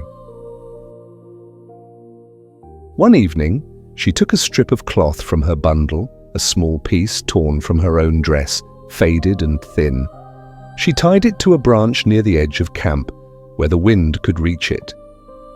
It fluttered gently, a small echo of Mary's scarf. She did not tell anyone what it meant. The gesture was enough. The sky that night was clear. The stars hung low, steady, indifferent. The air was cold, but not cruel. For the first time in many months, Fanny lifted her face to the heavens without question. The grief within her had grown still, not gone, but quiet, like water under ice. She knew now that love does not end with life, nor vanish with death. It remains reshaped, quieter, flowing beneath everything. It becomes the breath that keeps you moving, the reason you lift your head when morning comes. And so she continued, not in hope of finding what was lost, but in quiet defiance of forgetting. Each step was a vow, each breath an act of remembrance. The world would not take this from her too. The days ahead would be long, the wind would rise again, the snow would return. But she would walk through them all, carrying not grief as burden, but as flame. Small, flickering, but alive. When she closed her eyes that night, she saw Mary once more, not the child lost to violence, but the child who laughed beneath a sky full of birds. And in the dream that followed, they walked together again, not in sorrow, but in peace. Two shadows moving across an endless plain, their footsteps leaving no mark upon the snow. The false promise. The day began like any other. The light was thin, filtered through clouds the color of old linen. Smoke drifted low over the camp, carrying the faint scent of ash and pine. Fanny sat near the fire, mending a torn sleeve with thread that had been used too many times before. Her hands moved slowly, her breath even. There was no hurry anymore, only the long rhythm of survival. The snow had begun to soften. Patches of dark earth appeared along the trails, and the air held the first distant hint of thaw. Winter was breaking its hold, though not yet ready to release. Each day brought a little more light, and with it, a quiet ache of remembering. That morning, a rider appeared at the edge of camp. He came alone, his horse lean, his figure wrapped in furs against the cold. No one moved to greet him at first. Visitors were rare in those months, rarer still in peace. When he dismounted, the people gathered slowly. They spoke to him in low voices, their faces unreadable. Fanny watched from a distance, her hand still on the cloth, the needle paused mid-stitch. There was something in the way they looked at him, not fear, but caution, the way one watches a storm form far away. Later she heard his name, Porcupine. He had once traded with white men, spoke their words as easily as his own. Now, he said, he had come with a message. When they brought him to the fire where she sat, he smiled in a way that did not reach his eyes. His teeth caught the light, his expression practiced. He looked at her as if she were both familiar and strange, a memory from a world he no longer belonged to. "You are Fanny Kelly," he said in careful English. The sound of her name startled her. It had been months since she had heard it spoken aloud. The syllables felt foreign, like the echo of someone else's life. He continued, his voice smooth, deliberate. "The soldiers know of you," he said. "They are searching. They sent word through the camps. They want to bring you home." For a moment, she could not breathe. The air seemed to open before her, wide, weightless, filled with light. The words hung there, fragile as ice, glimmering with impossible promise. They are searching. They want to bring you home. The sound of it was enough to stir something long dormant. Hope, small and trembling, rose like the first green shoot through frozen ground. She felt it before she believed it. A quickening in the chest, a pulse she thought she had lost. For the first time in months, her eyes lifted beyond the camp to the horizon. The sky there looked the same as it always had, grey, endless. And yet, in that moment, it seemed to open. Perhaps beyond it, there was movement. Perhaps someone out there had not forgotten. She looked at Porcupine, her voice barely more than a breath. They know I live? He tilted his head as though studying her. Then he smiled again. That same smile, sharp at the edges. They knew, he said. They believed you lived. The pause that followed stretched too long. When he spoke again, his tone changed, the words slower, heavier. But I told them you were dead. The air seemed to contract. The light dimmed, though the fire still burned. Fanny stared at him, the meaning of the words forming slowly, painfully, in her mind. He went on almost gently. I told them you died of sickness, he said. Far away. There was no body to return. It is better that way.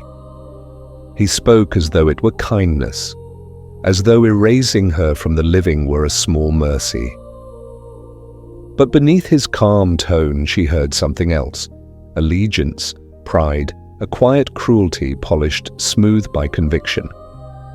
He told her then that he would no longer serve the white men, that he had joined the Lakota in their cause, that the time of treaties and promises had ended. His words were steady, unashamed. He believed in what he said. Fanny listened in silence. Her hands rested in her lap, still, pale against the dark fur of her coat. She felt the faint pulse of her heart beneath them, slow, deliberate, unwilling to stop. The fire popped softly, a single spark rising and fading. The sound of distant wind moved through the camp. The world, as it often did, remained indifferent. When he finished speaking, there was nothing left to say. He stood and left her there, his shadow stretching long across the snow. The people watched him go, their faces unreadable, their voices low. Then one by one they returned to their work. Fanny sat alone by the fire until its warmth began to fade. Her thoughts moved without direction, quiet as the smoke above her. The first feeling was not despair, that had long since dulled, but something slower, heavier, like a weight settling where hope had just been. Still, deep within that weight, there was one small thread she would not let go. They know of me. They looked. Even if the message was lost, even if the truth had been twisted, someone had spoken her name beyond this frozen world. Somewhere, a hand had written it. Somewhere, a heart had wondered if she still breathed. That was enough. Not enough to save her, perhaps, but enough to remind her that she was not entirely gone. The thought was small, but it glowed, faint as the ember of a dying fire, yet warm enough to hold between her hands. That night, she lay awake beside Yellowbird. The child slept deeply, her breath steady, her body curled beneath a fur blanket. Fanny watched the slow rise and fall of her chest, the rhythm of innocence untouched by betrayal. The stars outside were hidden by cloud, but the darkness felt calm, almost kind. She turned the words over in her mind. They are searching. She let them lose their shape, become a feeling instead of a thought. A whisper, a hum, a heartbeat. If she could not be found, she would still be remembered. That was its own form of survival. In the days that followed, Porcupine's visit faded into the quiet pattern of life. The camp continued its rhythm, mending, hunting, waiting. The snow melted slowly, the earth softening beneath it. Spring returned in fragments, a bird's call, a patch of mud, a trickle of water beneath the ice. Fanny's heart did not heal, but it steadied. Hope no longer rushed or burned. It moved gently now like breath. It no longer asked for rescue, only acknowledgement. The idea that someone, somewhere, still carried her memory.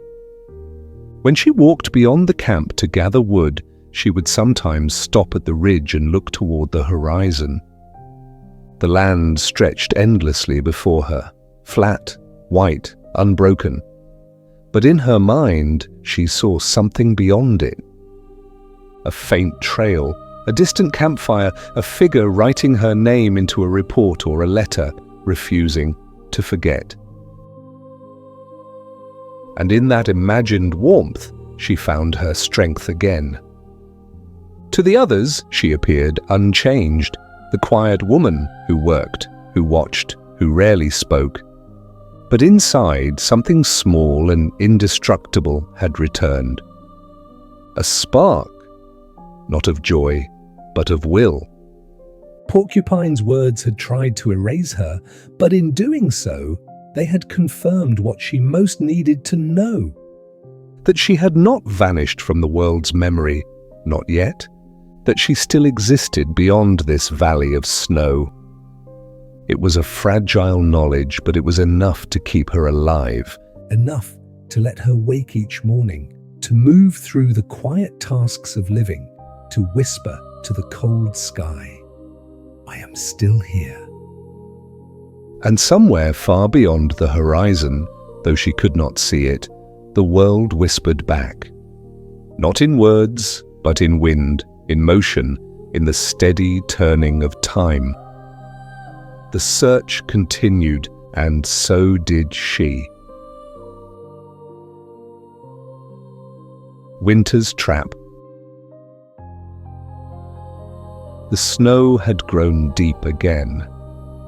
Each morning, the world woke beneath a white silence, the kind that muffled every sound, that made even footsteps seem hesitant.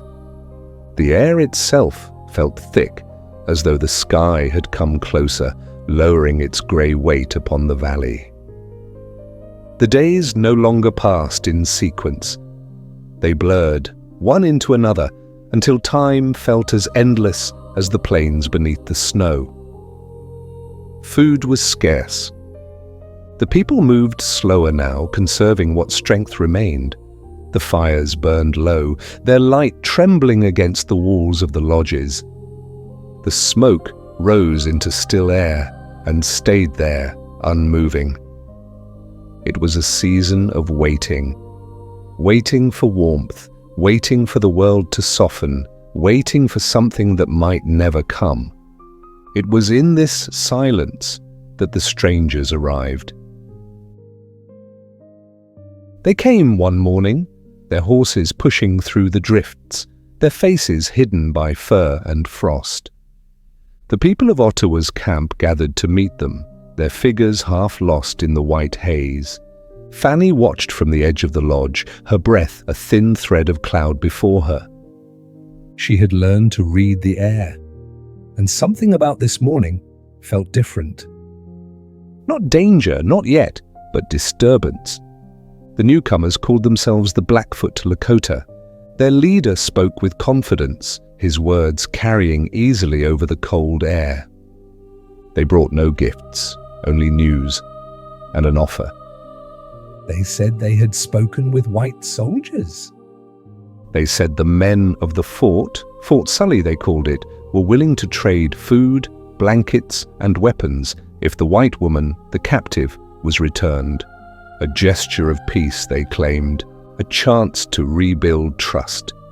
The camp listened. The faces around the fire were still, expressionless, but their eyes betrayed the hunger that lived in them. Food, warmth, survival. Such words could soften even suspicion. But Fanny listened differently. She had learned that words are often only shapes. What mattered was the space between them. And in that space, she heard the quiet shift of something untrue. The men's voices carried confidence, but not sincerity. Their eyes flickered toward her too often, their smiles too smooth. There was no kindness in their tone, only calculation. Whatever promise they carried, it was not salvation. Later, as night fell, the decision was made. The chief agreed to the plan. The Blackfoot would take her to Fort Sully. The white soldiers would repay them in food and favor. It was simple, they said. It was settled. But Fanny's heart moved differently, slow and heavy like ice breaking on the river. She did not speak against it. To question was to invite suspicion. Instead, she nodded as though she, too, believed in the story. Inside, her thoughts turned quietly, searching for the path between truth and survival.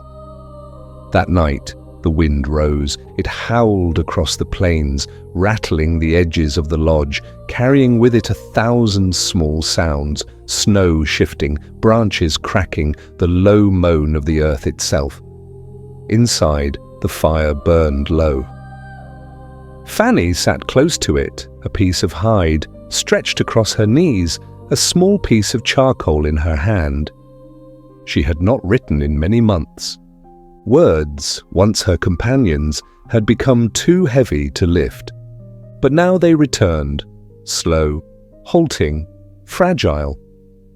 She wrote upon the hide in careful strokes, the letters small and trembling. The message was simple. There is no peace, it is a trap. Do not trust their words. They mean to strike when you open your gates. The act of writing felt strange, almost dreamlike. The motion of a past life reawakened. Her hand shook from the cold, her breath fogging the surface of the hide. Each letter seemed to float between memory and necessity. It was not hope that guided her now, but duty. The quiet duty of the living to protect the living. When it was done, she folded the small message and tied it with a strand of hair. Then she sat still, listening to the wind outside. Somewhere within the camp, voices murmured, the sound of men preparing for travel. The Blackfoot had promised to leave by dawn. There was no time to lose. She thought then of who might carry her warning. There were few she could trust, fewer still who might be willing to risk the journey. But one name came to her, not from logic, but from instinct. Jumping Bear. He was a quiet man, younger than most, with eyes that held both strength and sadness. He had once stood between her and harm, not because he was told to, but because he had chosen to. In him, she sensed something she could not name.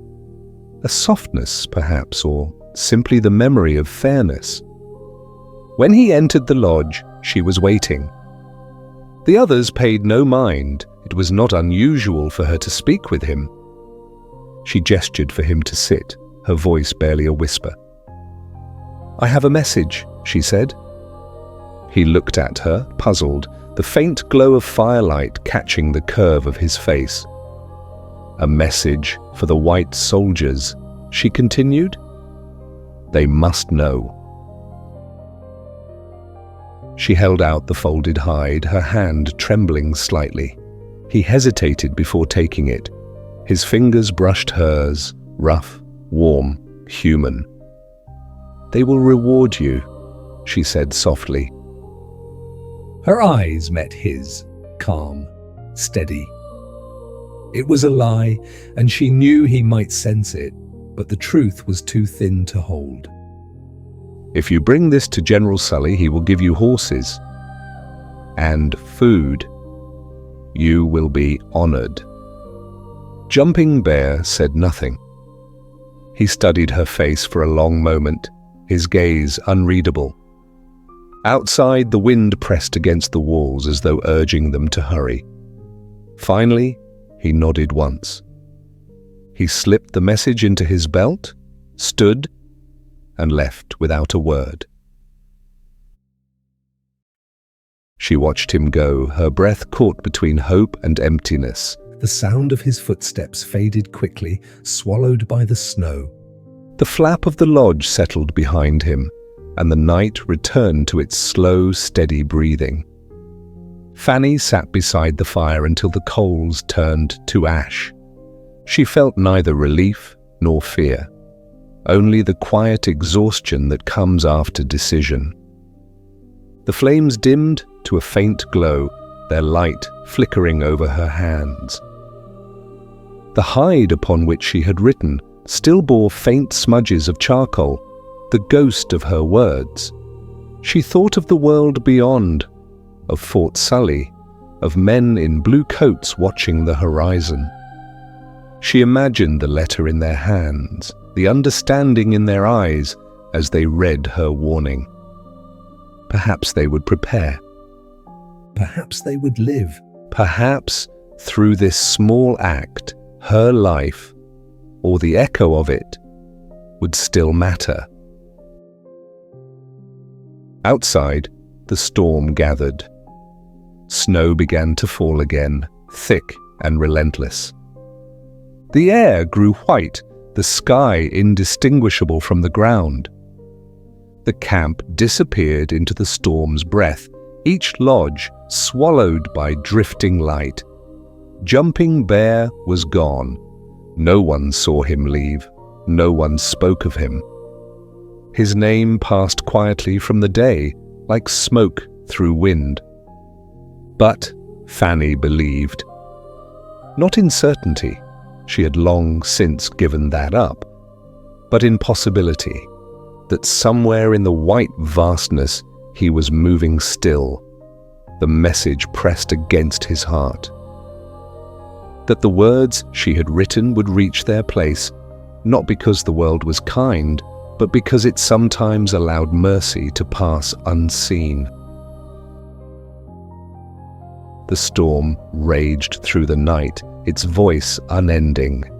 Fanny lay awake, the sound filling her like a tide. She thought of the letter traveling through that same darkness. Small, fragile, alive. And she whispered, not a prayer, but a wish. Go safely. Outside, the snow fell without end. Inside, the fire faded to embers.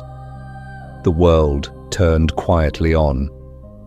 By morning, the storm had passed. The camp was buried deep, its shapes softened, its paths erased. No one spoke of the man who had gone into the snow. No one asked. But somewhere far beyond, perhaps unseen, the wind carried something with it. A folded piece of hide, a few trembling words, and the faint, persistent echo of hope refusing to die. The march through snow.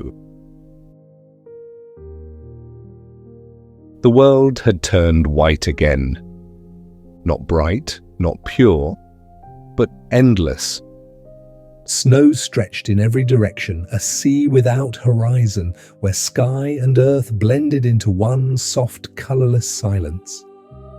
The wind moved through it, patient and unrelenting, shaping waves of frost, whispering over the land as though telling an old story no one could quite remember. Fanny walked within that silence. Each step sank deep, slow, deliberate, through the thick crust of snow. Her legs ached with the rhythm of it. Lift, fall, lift again. The body continued long after the will had quieted. The air burned cold against her skin. Her breath rose in clouds that froze before fading. Her feet, wrapped in worn hide, left faint traces that the wind quickly erased. Behind her, only the memory of movement remained. Days had passed, though the meaning of day had thinned. The sun was a pale coin behind clouds, giving light but no warmth. Time had become circular, sleep and waking indistinguishable, hunger and exhaustion, one long note that hummed quietly beneath her ribs. She no longer counted the miles. She only counted the breaths between one heartbeat and the next. The march had begun with many, though fewer now remained. Some fell behind, too weak to rise again. Their absence was met with silence. Grief had become a language too heavy to speak. The world itself seemed to mourn, not with sound but with stillness. Among those who walked was a young man, part Lakota, part white. His name, softly spoken, was Little Hawk. He was not tall, not loud, but carried a steadiness that seemed to belong to the snow itself. When others mocked or scorned her, he did not. When she stumbled, he slowed his pace, though he said nothing. There was no kindness in his words. There were none. Only in the quiet way he watched her, as if to make sure she did not vanish entirely into the whiteness. The wind rose again that afternoon, cutting through furs and skin alike. It carried small crystals of ice that stung the face and clung to lashes. The sky thickened to grey, heavy and close. The caravan, a thin line of weary shapes, pressed forward through the storm. The sound of the wind swallowed their steps, their voices, everything. Fanny's body moved out of habit, but her mind drifted. She thought of warmth, not as a memory, but as an idea, distant and uncertain. She imagined her letter somewhere out there, carried by the wind or hidden in a soldier's hand. The words she had written might by now have turned to ash, or they might have saved her. She could not know, and so she let both possibilities live side by side in her heart. The hope and the ending together, like two halves of the same breath. When the night came, they stopped in a shallow hollow, shielded only slightly from the storm. Fires were few, wood had grown scarce. They huddled around thin flames, their shadows swaying on the snow. Fanny sat apart, her back against a mound of drifted ice, her hands cupped around a small ember that barely lived. The world beyond the camp was a blur. White on white, soundless, endless. Little Hawk came to her then, his face marked by cold, his breath rising in quick bursts. He crouched beside her, laying down a strip of dried meat. She looked at it, then at him. There were no words of thanks. None were needed. He nodded once and began to rise, but something, a movement perhaps, caught his eye. Her hand, trembling, had brushed against the small fold of hide beneath her coat. He reached for it gently, almost questioningly, and she did not resist. The secret was not one she could guard forever. He unfolded the hide slowly, his eyes scanning the dark marks. He could not read the English words, yet he seemed to understand enough. He looked up at her then, not with anger, not even surprise, but with a kind of quiet comprehension. He folded the message again, placed it back into her hands, and whispered something low and soft in Lakota. Words she could not fully grasp, but whose meaning she felt. "Keep it, I will not tell." Their eyes met in the glow of the firelight. No promises, no gratitude, only understanding.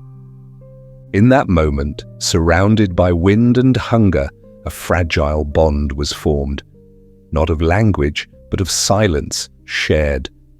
The storm deepened through the night. Snow fell thickly, layering over the world like a slow, endless breath. The fires dimmed, one by one, until only faint embers remained. Fanny slept lightly, if it could be called sleep, her dreams a haze of white, her body half awake to the cold. When morning came, it was difficult to tell. The light never truly changed. The march continued. The wind had softened, but the air was sharper, biting through cloth and skin. The horizon was a blur, yet in its distance, something darker began to form, a low, uneven line where the earth seemed to end. At first, it was a trick of light. Then, as hours passed and the shapes grew clearer, Fanny's breath caught. Walls. Stone, grey and steady against the white. Fort Sully. Her steps faltered, her knees trembling beneath the long exhaustion. For a moment she thought the vision might dissolve, another dream born of desperation. But no, it remained, solid, cold, real. The others saw it too. The camp grew restless, voices rising briefly before quieting again.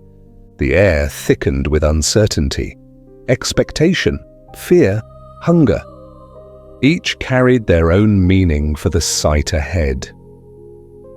For Fanny, it was not joy that filled her, but stillness. An ending, or perhaps another beginning, waited beyond those walls. She thought of her letter then, of Jumping Bear, of the storm that had swallowed him. Had he reached them? Had the warning been heard?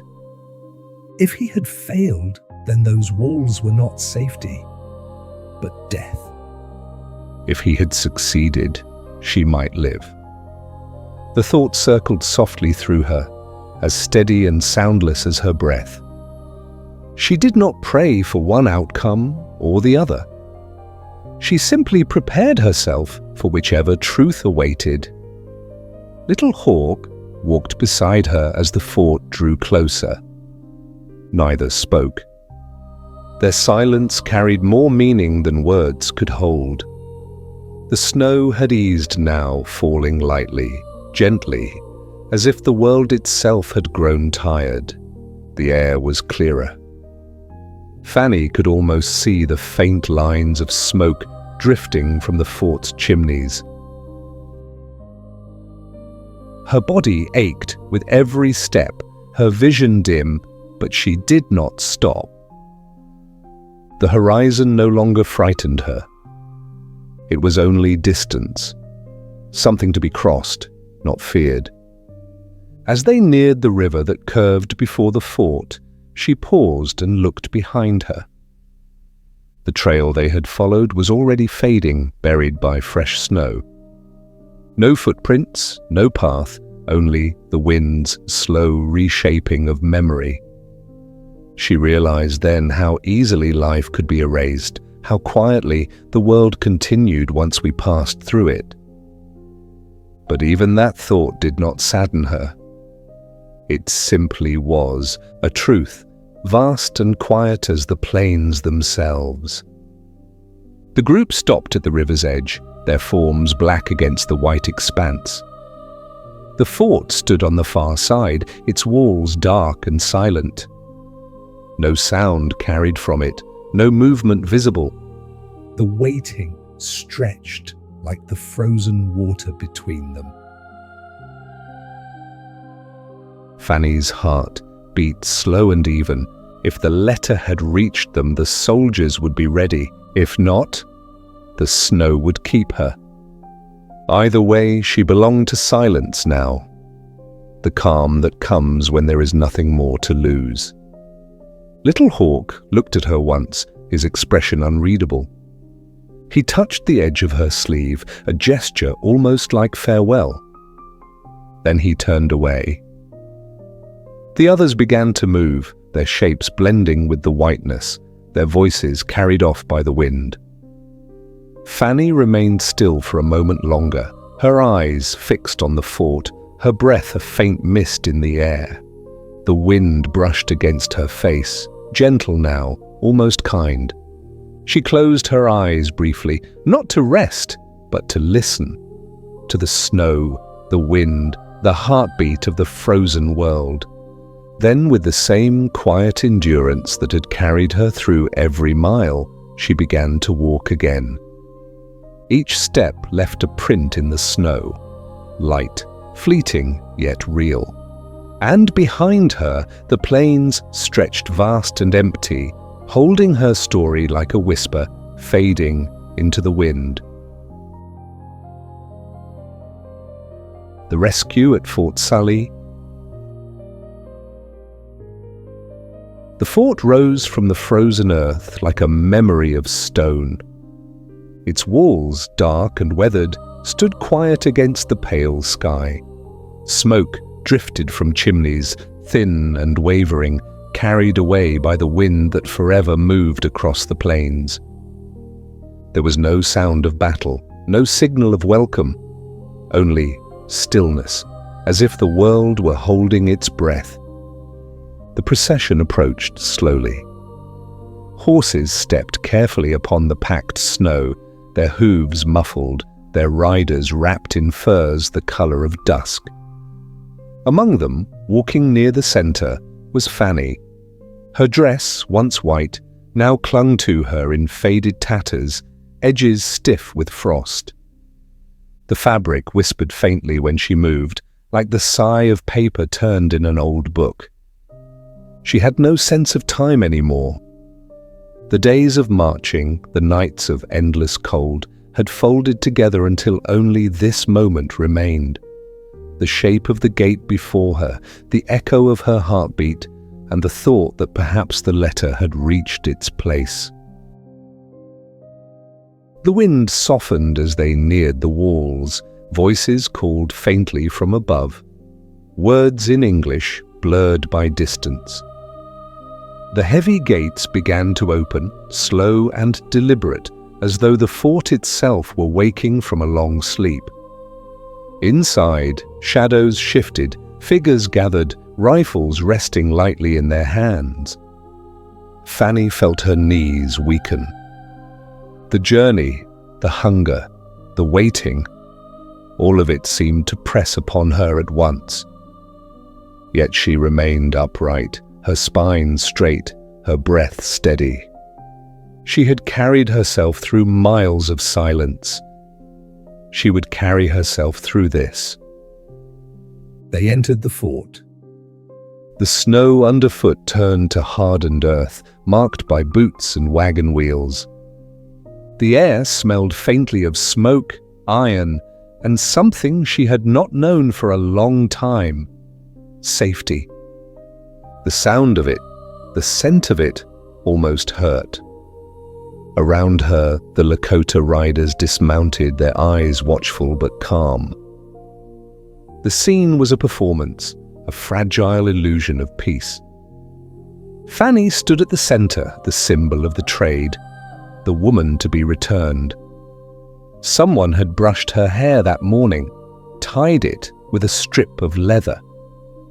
The gesture had felt strange, almost tender. Now it hung loose again, touched by the wind. A soldier stepped forward. His coat was blue, his face lined and weary, his eyes careful. He spoke quietly, so that only she could hear. "You're safe now," he said. "You're free." The words drifted through her like snow through light. She blinked once, as though to steady the sound within her. Freedom. The word no longer meant escape or distance. It simply meant breath. A slow tear gathered at the edge of her eye, then slipped down her cheek, warm against the cold. For a moment, the fort seemed suspended between two worlds. peace and violence, truth and deception. The Lakota chiefs stood tall beside their horses, proud and silent. The soldiers waited in shadow, their hands resting still on the triggers of their rifles. The air trembled, not with noise, but with awareness. Then a sound, metal against stone, the dull clang of closing gates. Slow, final, certain. The wooden doors that had opened to let them in now sealed behind them with a single movement. The echo rolled across the courtyard like distant thunder. In that stillness, everything shifted. The soldiers lifted their rifles. The Lakota turned, startled, but too late. There were no shouts, no chaos, only quiet efficiency, the practiced calm of those who had prepared. The ambush had been reversed. The trap belonged to someone else now. Fanny did not move. She watched the moment unfold as one might watch a dream, detached, weightless. She felt neither triumph nor relief, only a deep still, knowing that the thread she had spun through wind and snow had reached its mark. Somewhere out in that white silence, Jumping Bear had carried her words. He had delivered them. He had saved them all. The soldiers advanced, their boots crunching softly over the frozen ground. The chiefs lowered their weapons slowly, dignity intact even in defeat. There was no struggle. No blood was shed. The air remained calm, as though the land itself refused to bear more violence. A gust of wind moved through the courtyard, stirring the edges of Fanny's torn dress. It lifted strands of her hair, brushed against her face, and was gone again. She looked toward the walls, high, dark, familiar in their solidity, and let her breath out slowly. The officer who had spoken before came to her side once more. He placed a blanket around her shoulders. The wool was rough, but the warmth of it spread quickly. "Rest," he said. "It's over now." Over. The words sounded strange in her ears, as if spoken in another tongue.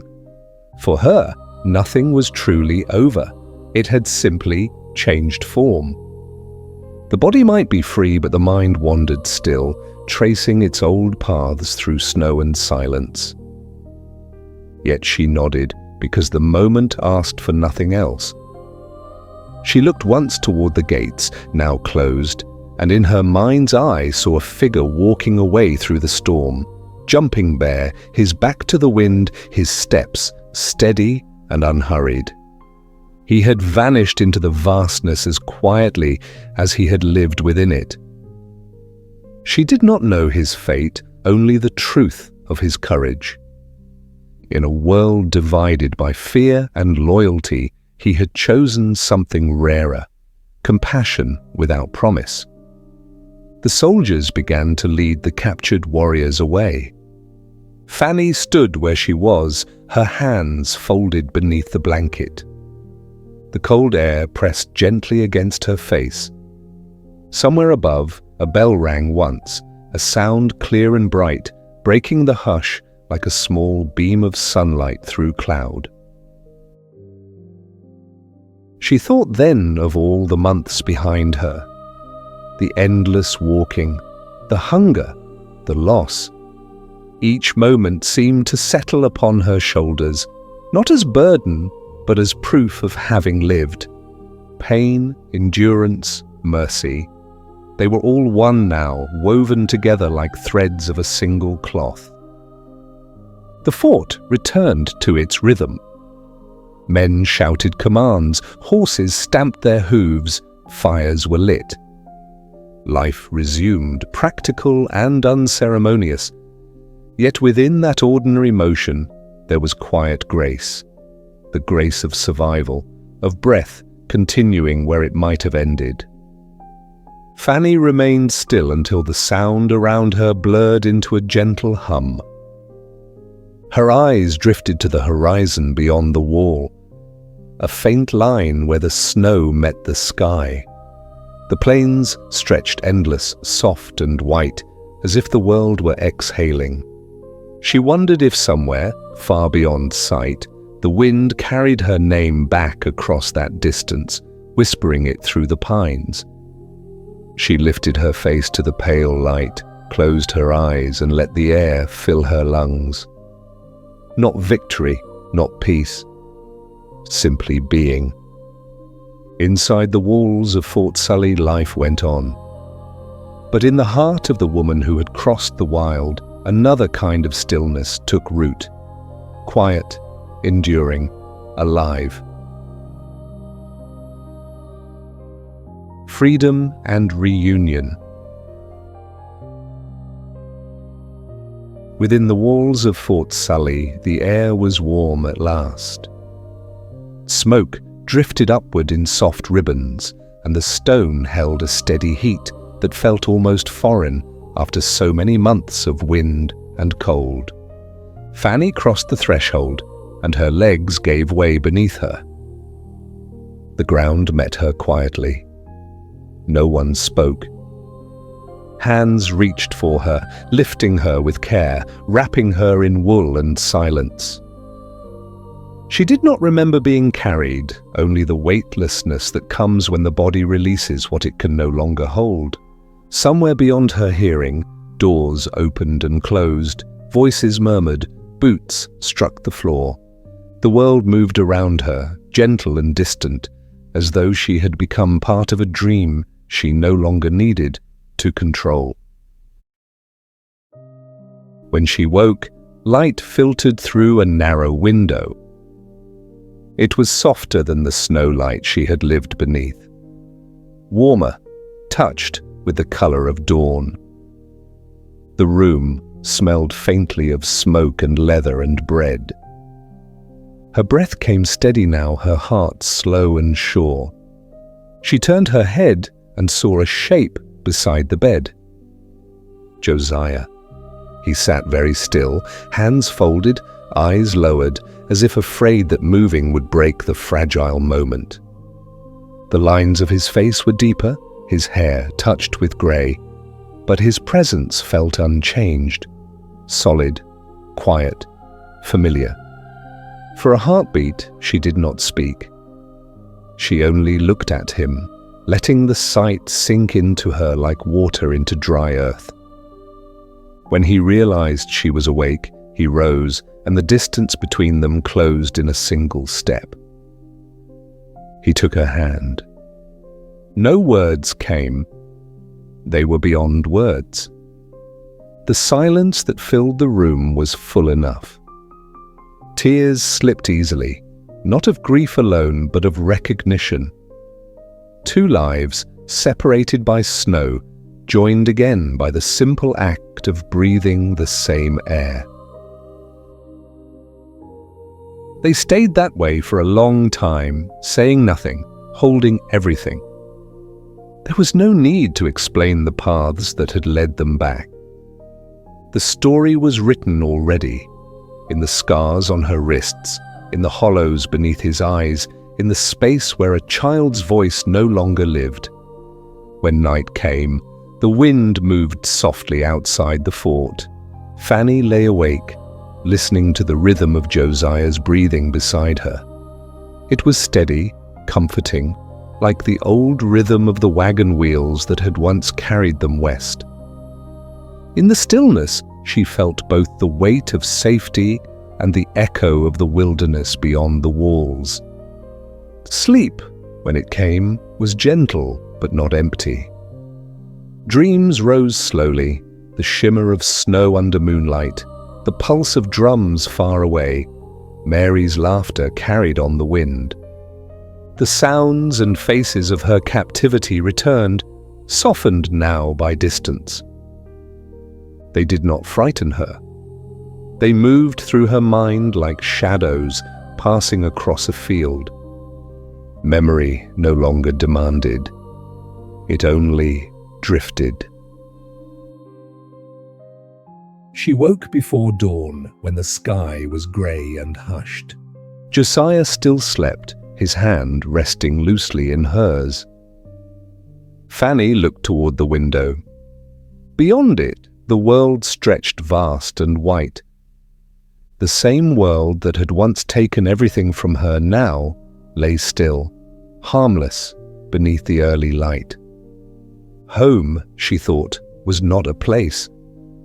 It was this: warmth after cold, quiet after noise, a breath shared with someone who had waited.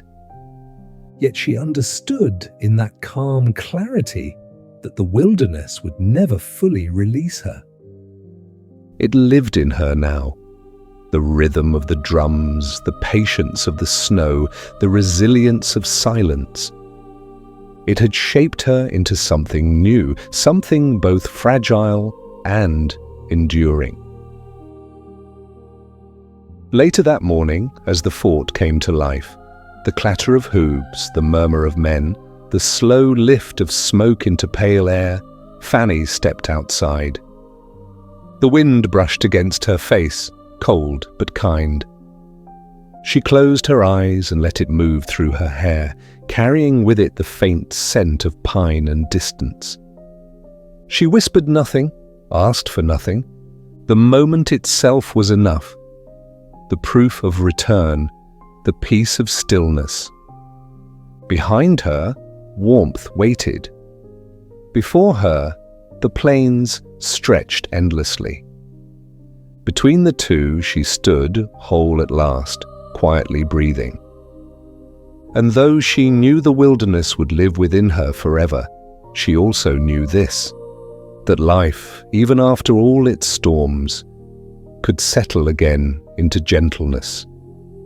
And that gentleness, once found, was strong enough to hold the rest of her days. The voice and the legacy. Time, gentle and steady, carried Fanny forward. The years no longer rushed as they once had. They drifted, slow as clouds across the wide Dakota sky. Seasons turned, one after another, each leaving its soft trace, a summer's warmth upon her hands, an autumn wind that whispered through the grass outside her window. The wounds of the past did not vanish, but they changed shape. They became quieter companions, folded into the rhythm of ordinary days. Fanny began to write. At first, only in fragments. Words upon scraps of paper, memories that rose unbidden in the silence of morning. She did not seek revenge or pity. What she sought was clarity, the still light that truth brings when spoken without anger. Each sentence became a thread, weaving her pain into meaning, her fear into understanding. There were others who tried to take her story, to shape it into something more dramatic, more convenient. One woman in particular, a fellow captive once, published her own account, dressing Fanny's life in borrowed details.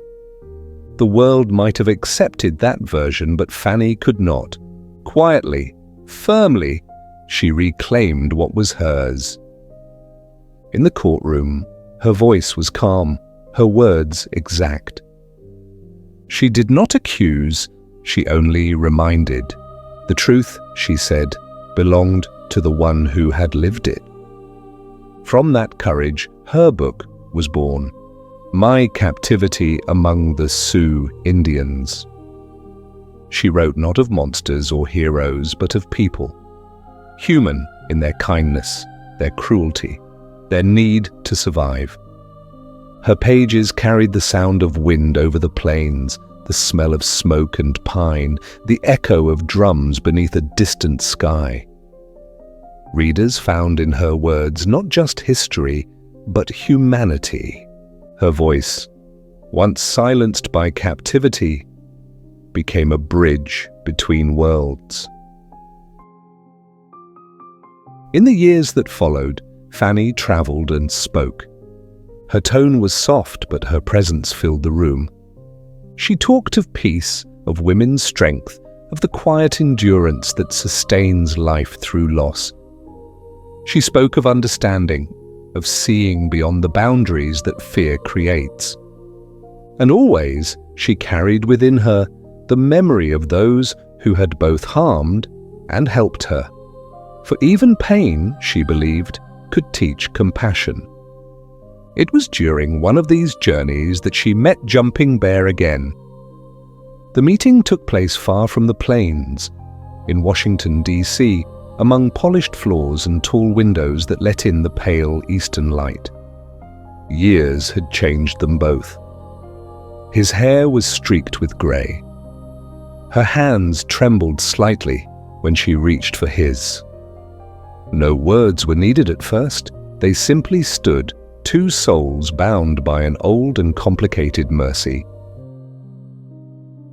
When they finally spoke, their voices were low, almost reverent. They did not talk of battle or captivity. Instead, they spoke of forgiveness, not as a single act, but as a way of seeing the world. What had once divided them had long dissolved into something wider, quieter, a shared understanding that survival, in any form, is sacred. After Josiah's passing, Fanny returned to a smaller life. She lived simply, tending her garden, writing letters, reading by lamplight. Her home was often filled with the laughter of grandchildren. They would gather around her chair, asking for stories of the wild country and the days of the wagon trail. She never spoke of terror, only of the sky. How vast it was, how alive. And when the nights grew calm and the fire dimmed to embers, she would share the words she had learned long ago, words that had carried her through the hardest of winters. Mitakuye oyasin. We are all related. She taught them the phrase not as a lesson but as a truth, that every life, every breath, every sorrow is bound to another. That even across the divides of fear and memory, connection endures. As the years continued, her steps grew slower, her voice softer. Yet something within her remained bright. The quiet light of one who has seen both cruelty and grace and chosen to remember both with tenderness. Her garden bloomed each spring.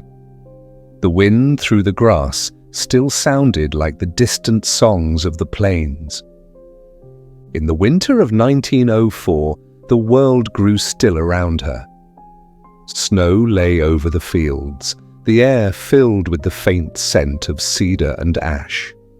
Fanny's breathing slowed, easy and untroubled, as though she were listening once more to the wind outside. When she passed, it was gentle, a fading, not a leaving. Those who loved her said that the prairie wind rose suddenly that day, moving across the open land with a voice almost like music. It carried her name, they said, soft and endless, echoing through the hills she had once crossed on foot, through the rivers she had followed beneath the stars. Perhaps it was only the wind, or perhaps it was something more, the world itself remembering the woman who had learned to turn fear into song, silence into story.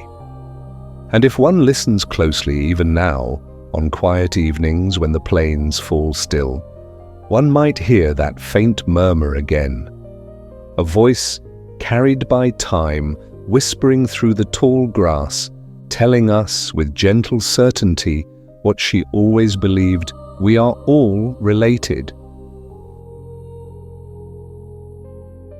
Epilogue: The Gentle Reminder. The night has grown still. The world has exhaled its last breath of the day, and the stars have begun their patient watch. Beyond the walls of your room, the wind moves gently, brushing against the earth as it has done for centuries. It carries stories, old ones, quiet ones, stories of endurance, of forgiveness, of people who once walked the same ground beneath the same sky. Among those voices, faint yet steadfast, is the whisper of Fanny Kelly. Her story has drifted far across time, softened by the years until it no longer carries the weight of suffering, only the shape of remembrance. It moves like a melody without beginning or end, a song that hums in the air long after the last note has faded.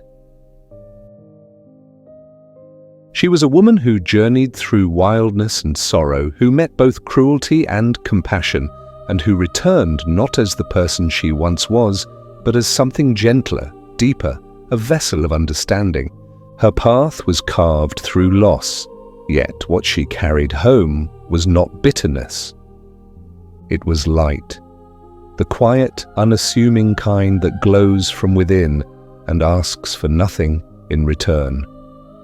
If you listen closely now, you can almost hear it.